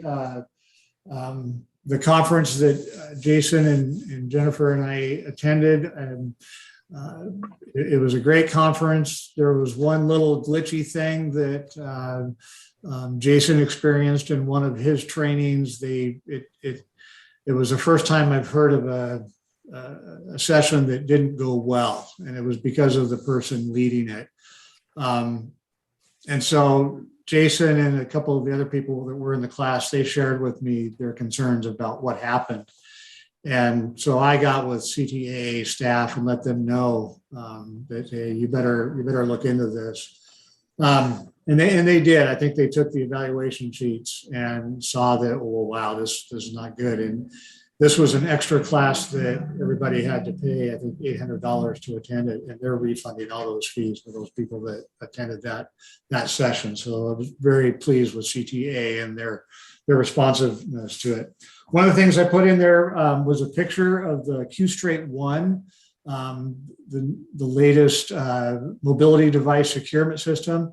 And this thing, I'd gotten the video of it right before, like, first couple of days that I was at CTAA. So I couldn't wait to see it. And I was really happy that they had it there. I went and found Jason and Jennifer and drug them over to the booth. I said, you guys have to see this. This is incredible. Because currently what we use, if you've been on a bus and seen a wheelchair person or mobility device person, it's a process to get these straps and big buckles out. Drivers have to get down on their hands and knees, try to get things buckled in. On the buses, they're down in this narrow aisle that goes down the middle of the bus. It's a little easier on the paratransit vehicles, but it's still quite a process. And you're really in that individual's face and space. Well, with this system, it's really quick and it's really easy, and you're not in their face. And so I was blown away by it. I shared it with Paul. We'll start speccing our new buses with this system. They're not cheap, but in the long run, they're better for everybody involved. And we may, you know, as we have funding available, we may put some on our newer old buses. We'll see. I think they're around $10,000 a piece, but it's such a great improvement over what we've used before. So excited about that. Other things, talked about Northwest Community Alliance. You may have heard through the news that the mask requirement for transportation has been extended again. It had been through June or January 18th. It's now been extended another couple months to March 18th. So we'll see what happens after that. Also wanted to invite the board. You know, we're not having a holiday party this year like we have in the past. We didn't have one last year. We're not going to have one this year. But we are going to have a holiday get together over at operations on December 17th. Paul, is that correct? Yes, it is. And what time? Starts at 11. We'll go till 3:30. So for anytime from 11 to 3:30, we're going to just have like an open house over there for all the employees, and the board is invited to stop by and, you know, have a little, I think we're going to have some nice food available for everybody. There won't be alcohol, so don't plan on coming to a Christmas party for alcohol. So anyway, we wanted to let you know about that. Put that on your calendars if you could. And this is at our Warrenton? It's a Warrenton operations yard. Yep. I tried to get them to do it over here, but they talked me out of it. So they wanted to do everything there. So that's fine. You know, I mentioned, you know, CTAA conference, and Jason was there during that one bad session. Jason actually got to interact a lot with the other attendees and got to talk about things that we were doing out here. And he and I had a conversation while we were there, and I said, you know, you need to start presenting at these conferences, because you have a story to tell about how we transformed mobility management and transit training here at SETD. And I've seen Jason present before when he was a brokerage manager back in my early days, and he did a good job.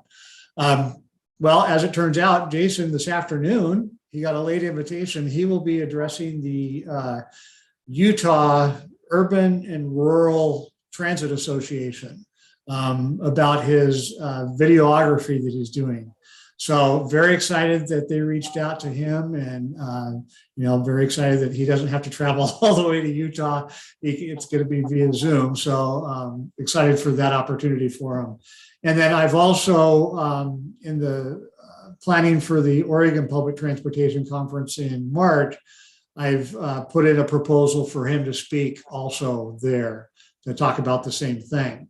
So what I'm getting at is I want Jason to get real comfortable, you know, with the state conferences, and then I'm gonna kick him up a notch. And at the next CTAA conference in, I think, May, I'm going to be putting a proposal there for him to lead a session as well, because he's got the skills, he's got a great program, does a dynamite job, and he needs to share that with the rest of the world. So look forward to that. So anyway, any questions for me about anything that's in my board report or other things that I've talked about, or things you want to know more about?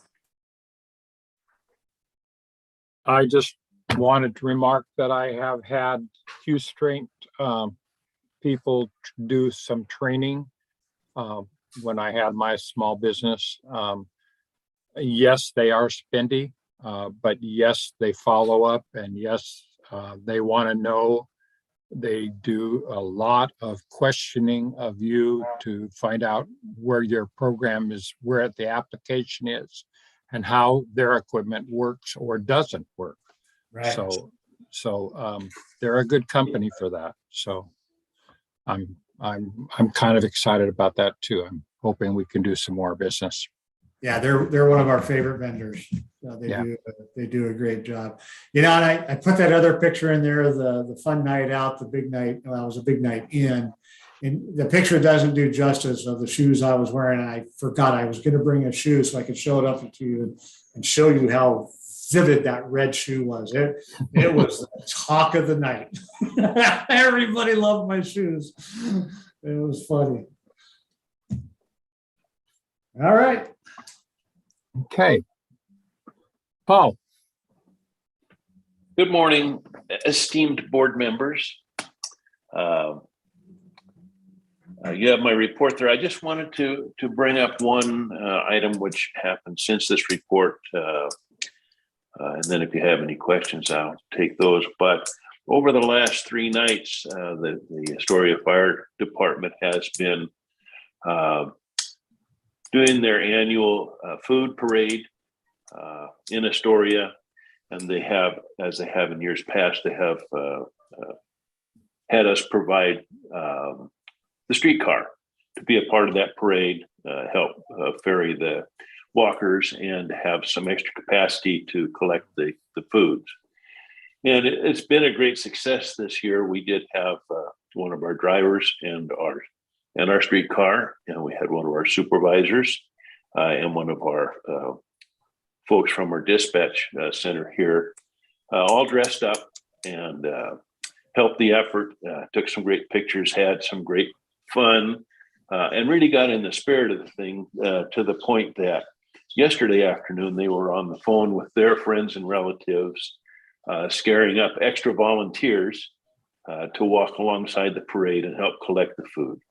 So they each stopped by my office this morning, and they were moved to have had an opportunity to serve in that capacity. And we're pretty excited about it. So we're proud of them, and we're always glad to work with other groups in our community, especially at this time of year. So I don't know what the poundage was that they collected, but they're boasting that perhaps they broke all records this year. So that's good to hear. So anybody have any questions on the report that I have submitted to you? Pamela? It's not a question. Well, I have one question. You write excellent, one comment first. Always write excellent reports, knowing what you're doing, what's happening, and the issues. I was wondering if there's, it's a problem, of course, of having repairs in Portland. If there's ever been a thought about, geez, Louise. Okay. Sorry. A report, a talk with the college about training people to repair buses and having people perhaps start buses, like talking with the class of economic development, if there could be a person or persons to have a repair shop that buses don't have to go to Portland every time they're broken. Well, that's a great idea and a great suggestion, Pamela. The problem is one of economics. You know, there aren't a lot of agencies or a lot of companies or districts that have buses here that need repair, and for a good mechanic staff, it's expensive to maintain that, and so it would be difficult to get somebody to start a business to take care of our buses. But we're always looking for better ways to resolve our problems, and one of the programs that's getting kicked off here in the near future is a relocation of this facility, which would come with some enhanced facilities for more repairs locally rather than going out. Part of what inhibits us here is we just don't have the space to do some of the major repairs that need to be done, or the equipment to lift the buses or work on the buses. A lot of that will be alleviated with a new operations center. Thank you. Yes. Anything else? Tracy, if I could jump back in.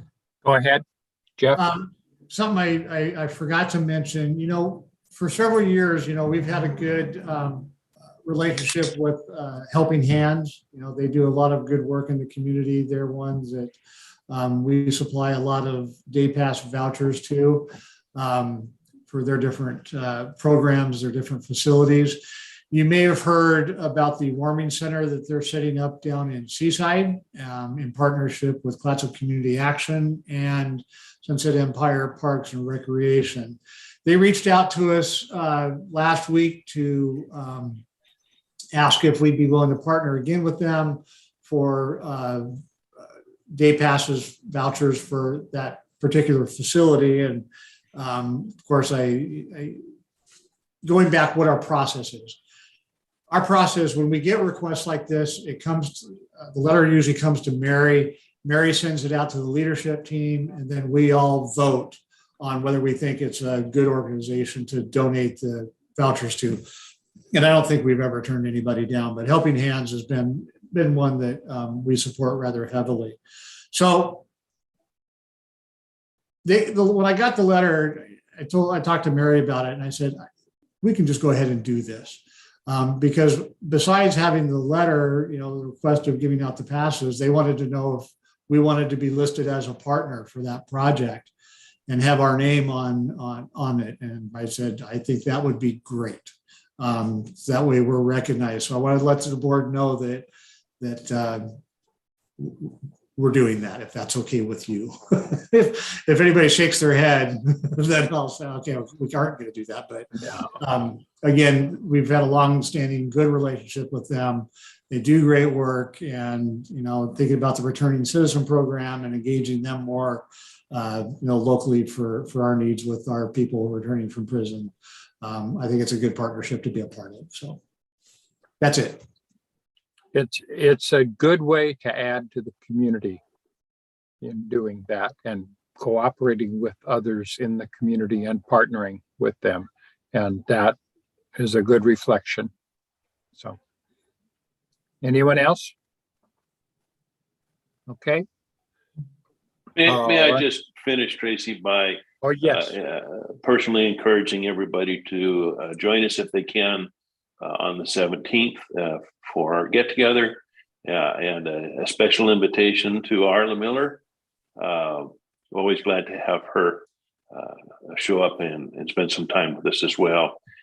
And Merry Christmas to all. Thank you. Thank you. Okay. Tracy left and the elf showed up. What happened? Oh dear. He has a gig in a few minutes. So,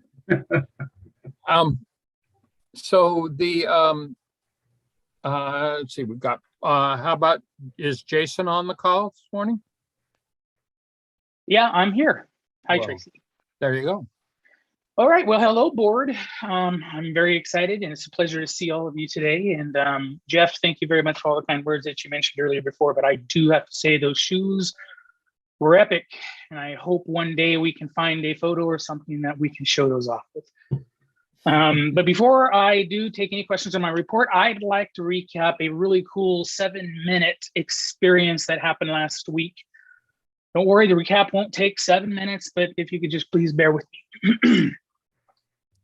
So it's always intriguing when you get a text from your boss late at night indicating that you're about to get a call in a minute and that I needed to answer. I didn't know what the call could be about. I really did not. It could have been a multitude of things. Could have been about a critical work situation coming up that he needed to talk to me about, or could have been anything up to and including perhaps a prelude to maybe a practical joke. You never know. Well, just as I was about to, think of another reason that I could have gotten that text, my phone did ring, but not from my boss. The caller ID did show a number that I do recall. I do remember from the days when I was the non-emergent medical transportation brokerage manager. And so that number was actually from Columbia Memorial Hospital, and it was the emergency department. And before I answered the call, I kind of figured, okay, well, it's time to put things aside that I'm doing at that moment, and walked into my office and closed the door. and prepared for whatever would be in that call. So as I answered the call, in the background, I could hear a bustling, busy background of things going on in the emergency department. And before I could even welcome the caller, nurse on the other end asked if I was the person that could help her with an urgent transportation need for a family member of a patient that was in the department. So apparently a serious medical issue had caused a young patient to be transferred via ambulance to Portland's Dornbeckers Children's Hospital for emergency specialty care. And unfortunately, due to the COVID-19 regulations, the family member was not allowed to travel to Portland inside the ambulance. Needless to say, part of that commotion I could hear in the background, the family member that was there was a little distraught and needed help. So after a brief, very intensive conversation with the nurse, I resorted back to what I remember doing back in the brokerage days, and I started making phone calls to any transportation options available in an effort to secure transportation for the family member. While waiting for callbacks, I consulted with Jeff and let him know of the urgent need and any other needs that were happening during what was actually a very dwindling amount of time that we had to work with. And I distinctly understood during the time of the patient's life might be kind of in doubt or in peril. So, it was a very serious yet high stressful situation. And that family member just had to get to Portland. And on the call, Jeff immediately, without really taking much of a break at all, he really let me know that he would take the ride if no other options failed. He knows how hard it would be to find transportation in the short amount of time we had. So he was ready to do that.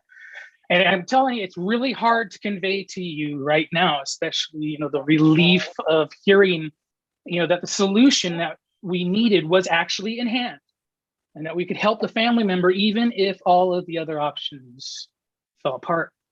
So out of the 9 calls that I made in that short amount of time to taxis and other NEMT providers and even some volunteers, 6 didn't call me back and 3 were unavailable to do the trip. So of course, my next call was right to Jeff and to update him on the situation. And even though the timing seemed nearly impossible, I still felt bad that I couldn't figure out other arrangements. And in that moment, I thought that I had technically failed. It was weird. I used to do this all the time. I could literally tell you, perhaps I'd done this maybe over 100 times before in my past career. But at that time, I felt like it didn't work out. But Jeff's voice was reassuring. He indicated that he was more than willing and ready to be a part of the solution. So there was actually no failure here, only a solution to the challenge. So Jeff accepted being a part of that solution and was ready to go. He was on the way, and I went back to gathering further information from the nurse and the family member. And I'd like to say that Jeff and I worked really good together under pressure. It was, dare I say, kind of fun. I guess it's weird to say that, but it was. Another familiar memory, though, right after we got all the information figured out and Jeff was on his way and stuff, when I made the call back to the nurse to let her know that we were able to find transportation for the family member, just that pressure and that sense of anxiety and all those unhealthy things that come with the unknown were gone. And the family member, you could hear the commotion kind of drop down a little bit. I could hear him yelling thank you in the background. So maybe it was a different kind of commotion, but a little more of joy and resolution. So I thought that was pretty cool. But ultimately, Jeff picked up the family member and safely transported this person to Portland to be with his son. And I was very happy to receive Jeff's final text that the drop-off was made. So our transit district came through in a big way for a family in need. And in 7 minutes, no less, having leadership willing to go the extra mile and trusting that staff will be there to back them up is how you serve a community, or in this case, an individual in a time of need. There are significant efforts, and trust me, everyone out there listening to this knows, that our district makes massive efforts every day to help the community get from A to B. Our community of transit riders see those efforts, and it's important really for you to get and understand this, that they see the efforts and they're thankful for the efforts. And ultimately, it gives them confidence to know that our service will be there for them in their time of need. And trust me, every day there's someone out there who uses our service that really, really, really needed to use our service. So I'm not really sure, Jeff might be able to fill you in a little more on this, perhaps. I'm not sure how the emergency ended up, have no clue, but I know one thing for sure. It was definitely a pleasure to be a part of a transportation solution for someone in our community. And when I first got that phone call from the hospital, from the nurse, I mean, it just clicked. Okay, Jason was a brokerage manager. He's the guy. I immediately gave him the phone number because I knew that if anybody could pull this off, it'd be Jason. And so he reacted great and did a great job. For those of you that don't know my past, there's a reason I shaved my head, and it's I shaved it for Dornbecker back in 1996 as a fundraiser in my last job. Dornbecker's always had a very important spot in my heart. And so when I got the call about a 2-year-old child that had to get there and parent need to get there too, I was hopeful that Jason would get somebody, but it was a no-brainer for me. If nobody else was there, I'd be happy to do it. I will let you know one thing though. Don't ever stop at the Denny's in Jansen Beach. No, is it Jansen Beach? Yeah, or Delta Park. Late at night to have dinner. It's not good. The hamburger was not good. That was the only downside of the trip. But we did what we do. We got somebody where they needed to go. We don't get calls like this all the time. This is really a one-off thing.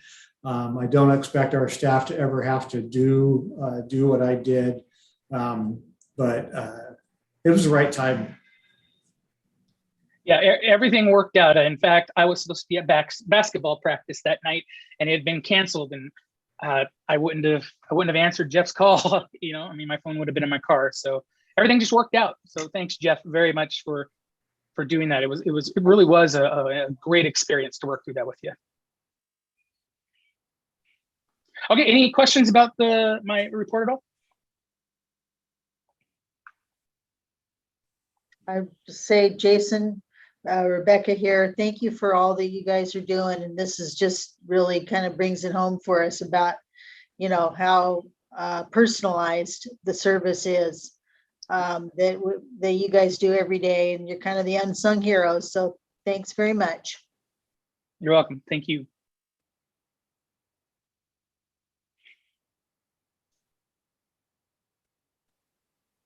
Jason, I just wanted to say that, it brought back memories because you and I have done this kind of thing before. And yes, sir. Yes, sir. Yeah. And I remember that day. So yeah. You definitely remember those days, Tracy. Yes. And they were fun, but we were a part of a bunch of solutions back then. It was an exciting time. Yes, it was. And we didn't there wasn't a lot of paperwork involved. Oh, go. Yeah. Okay. I'm on my way. Just go. That's right.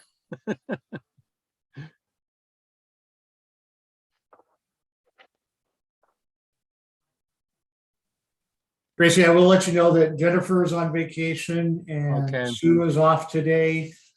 We do have Kathy and Mary here though. Yeah. And either one of you ladies that would like to go. Kathy? Okay, well, Jason is a hard act to follow.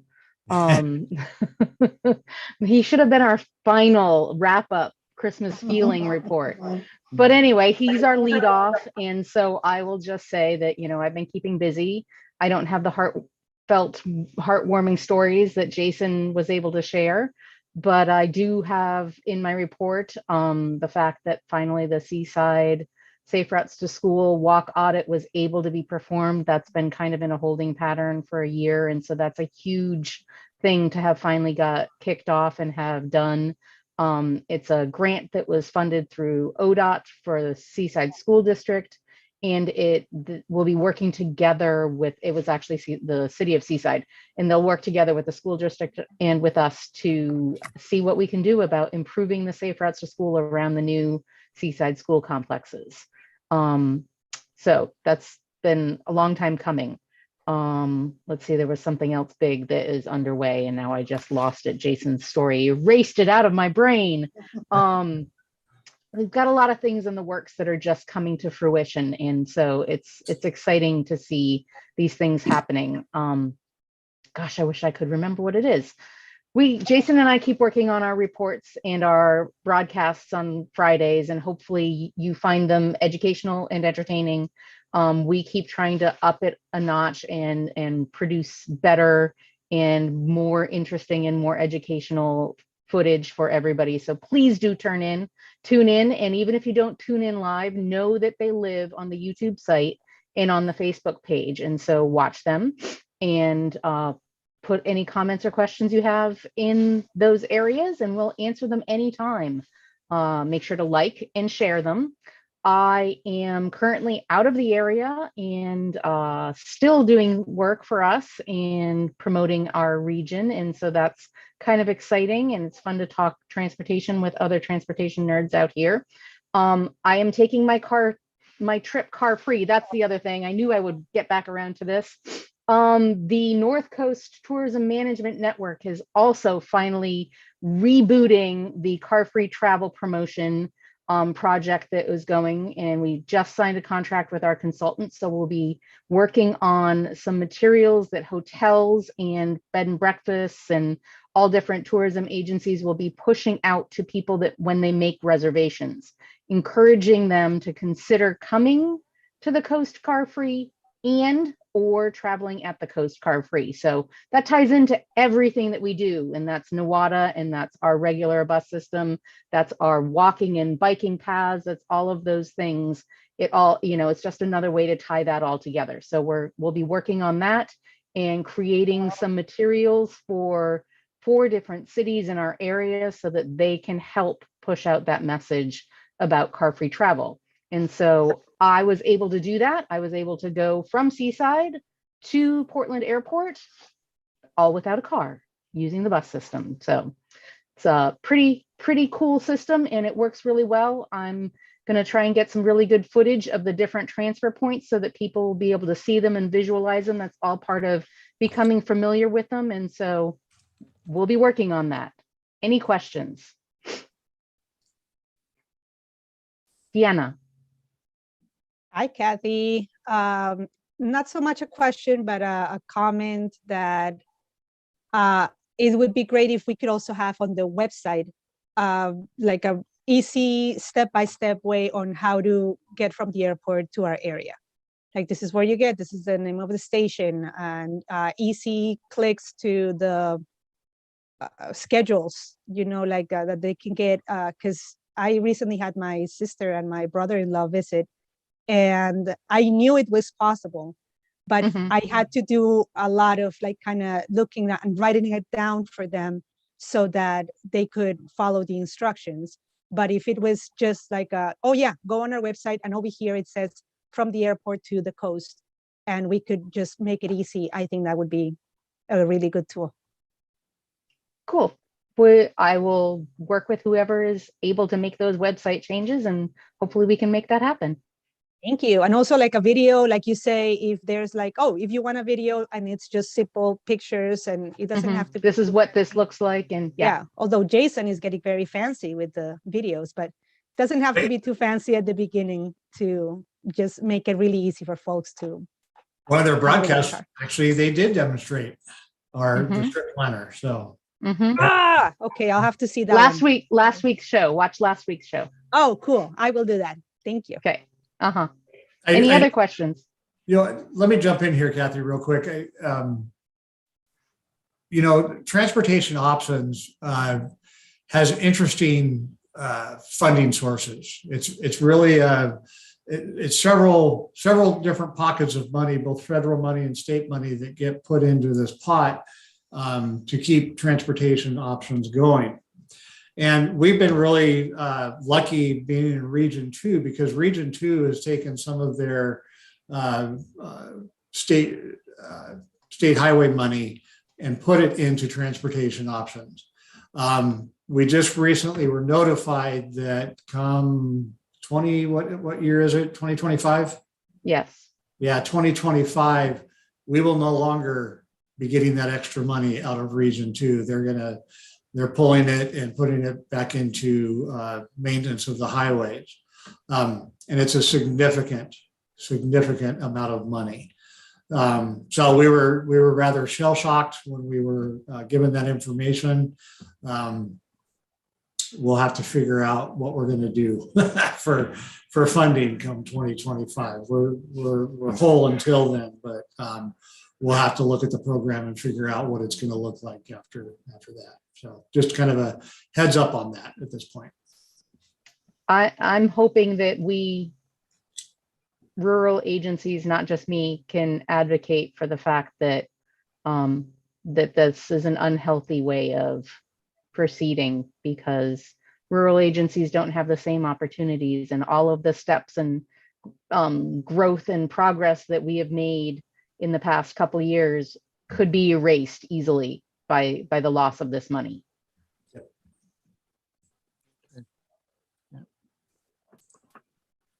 All right. Anyway, any questions? That means, Mary, I'm done stalling. It's all you. You get to wrap it up. Right from the seaside trolley. There she is. Yeah. No Christmas lights on it though, darn it. That'd be cute. I don't have a picture of that. Talk to Kelly. So just to mention this, we've been making trip plans for years. We've got them printed between destinations, between Portland, and Astoria, and several different scenarios, if you would, but in general have had these available for staff at the transit center for quite a while. They may have changed now a little bit. I'm not sure if they've been updated, but I think they have. And they're designed, this a long time ago when I started here, a step-by-step, stop-by-stop trip plan. So you know what the name of the next stop is, if you have to get off, if you'll have a wait, and what agency you're going to be working with. But they definitely probably need to be updated because of our change of schedule and others. So we'll check on that. It would help anybody develop, even like with Jason, a video that shows that, or a map that shows that. But we do have them. The other thing I was going to talk about a little bit more was Helping Hands. We made had the vouchers made instead of having 250 made. I try to stagger them in groups of 100 because they outdate. And a lot of times if it's a new program, people that are doing the new program don't really know how many they're going to give out and when they'll run out. So my recommendation is usually have 100. When you get low, let us know. We'll give you another 100. So stretch that outdate out a little bit. So I went to Helping Hands, and they've moved their offices over in Gearhart, where the Encore, in that mall there, where the Encore dance used to be. So it's like the first building heading south in that mall. Wonderful facility. And they also have a conference room that they will allow people to utilize or rent for whatever. So that's kind of good to know. It's not quite as big as our conference room, but it's a nice conference room, very nice, with all the video hookup that you would need. So that's good to know. So I'm discussing with them their program since I was there, and I don't know if you know how many facilities they have, but I'm going to go through them because I didn't know how many they actually have. Of course, there's one in Astoria, and then there's one in Seaside, which is a women's shelter. And then they have one in Tillamook, and they're just trying to get one finished quickly in Lincoln City. And it's going to be quite a nice facility. They were gifted the house basically from the city of Lincoln, from Lincoln City. Then in the McMinnville area, they have 5 houses up there. And then of course they have the big Portland facility, which they just had opened. And I think that is it. Tillamook, Lincoln, yep, that is it. But in talking with them about the warming center, I asked them if if there was somebody homeless that was in Cannon Beach, if they were going to provide them transportation to come up to the seaside one, and they hadn't thought about that. So I was going to discuss that with Jeff of whether we could, if they'd have to have a voucher, that would mean they would have to have someone distributing vouchers in Cannon Beach. Or if we could possibly, if someone got on the bus and said, I'm going to the warming center, if we could give them a free ride or transport them. So anyway, that's just, I haven't even talked to Jeff about it, but that's something that they were happy to have thought, or that they hadn't thought about, that will be very helpful, because you definitely see homeless people as well in Cannon Beach, so definitely. So, and other than that, I've been just busy with getting all the information about the holidays and the days off, et cetera. And then working on getting information up to date. Again, went down yesterday, and three of our shelters had absolutely nothing in them again. So I don't know who's collecting those, but or who's pulling them off, but someone is. So anyway, that's about it. Yeah, thank you. Thanks, Mary. Appreciate that. Any closing remarks from commissioners? Yes, I had a comment for Mary, and this was mentioned before about Rosa Parks. That's actually one of my fondest memories of being a writer. When I first moved to Oregon, was that I usually preferred to write in the front seat because I have a wider view. And then that morning when I went into the bus and I saw that Rosa Parks, I took a picture of it and I posted it on Facebook, and I said, this is why I moved here. Like, this is the kind of community feeling that makes me want to stay here and love Oregon and love our little corner of the country. So I was very, very happy to see that this year you translated the explanation of what Rosa Parks Day, well, it's not Rosa Parks Day, but what that December 1st means. Yeah. And I'm very grateful that you not only made it available online, but that you had it printed and available so that people could take it with them and read about them. And so that type of community education, for so many people, that they may be familiar with, like, oh yeah, I heard that this happened, but like to remember it and study it, and young people and immigrants, that, yeah, maybe the civil rights movement was not part of their fight, but once that they're here, I'm sorry, I'm choking up. Once that they're here, that they get to understand what it meant. Yeah. So thank you so much for that. Oh, thank you. But Jeff needs to tell his story too, because Jeff saw the similar situation many years ago and said, we must do this. So yeah, you should tell that story. I can't remember where you saw it first. Can't remember. Anyway, so Jeff.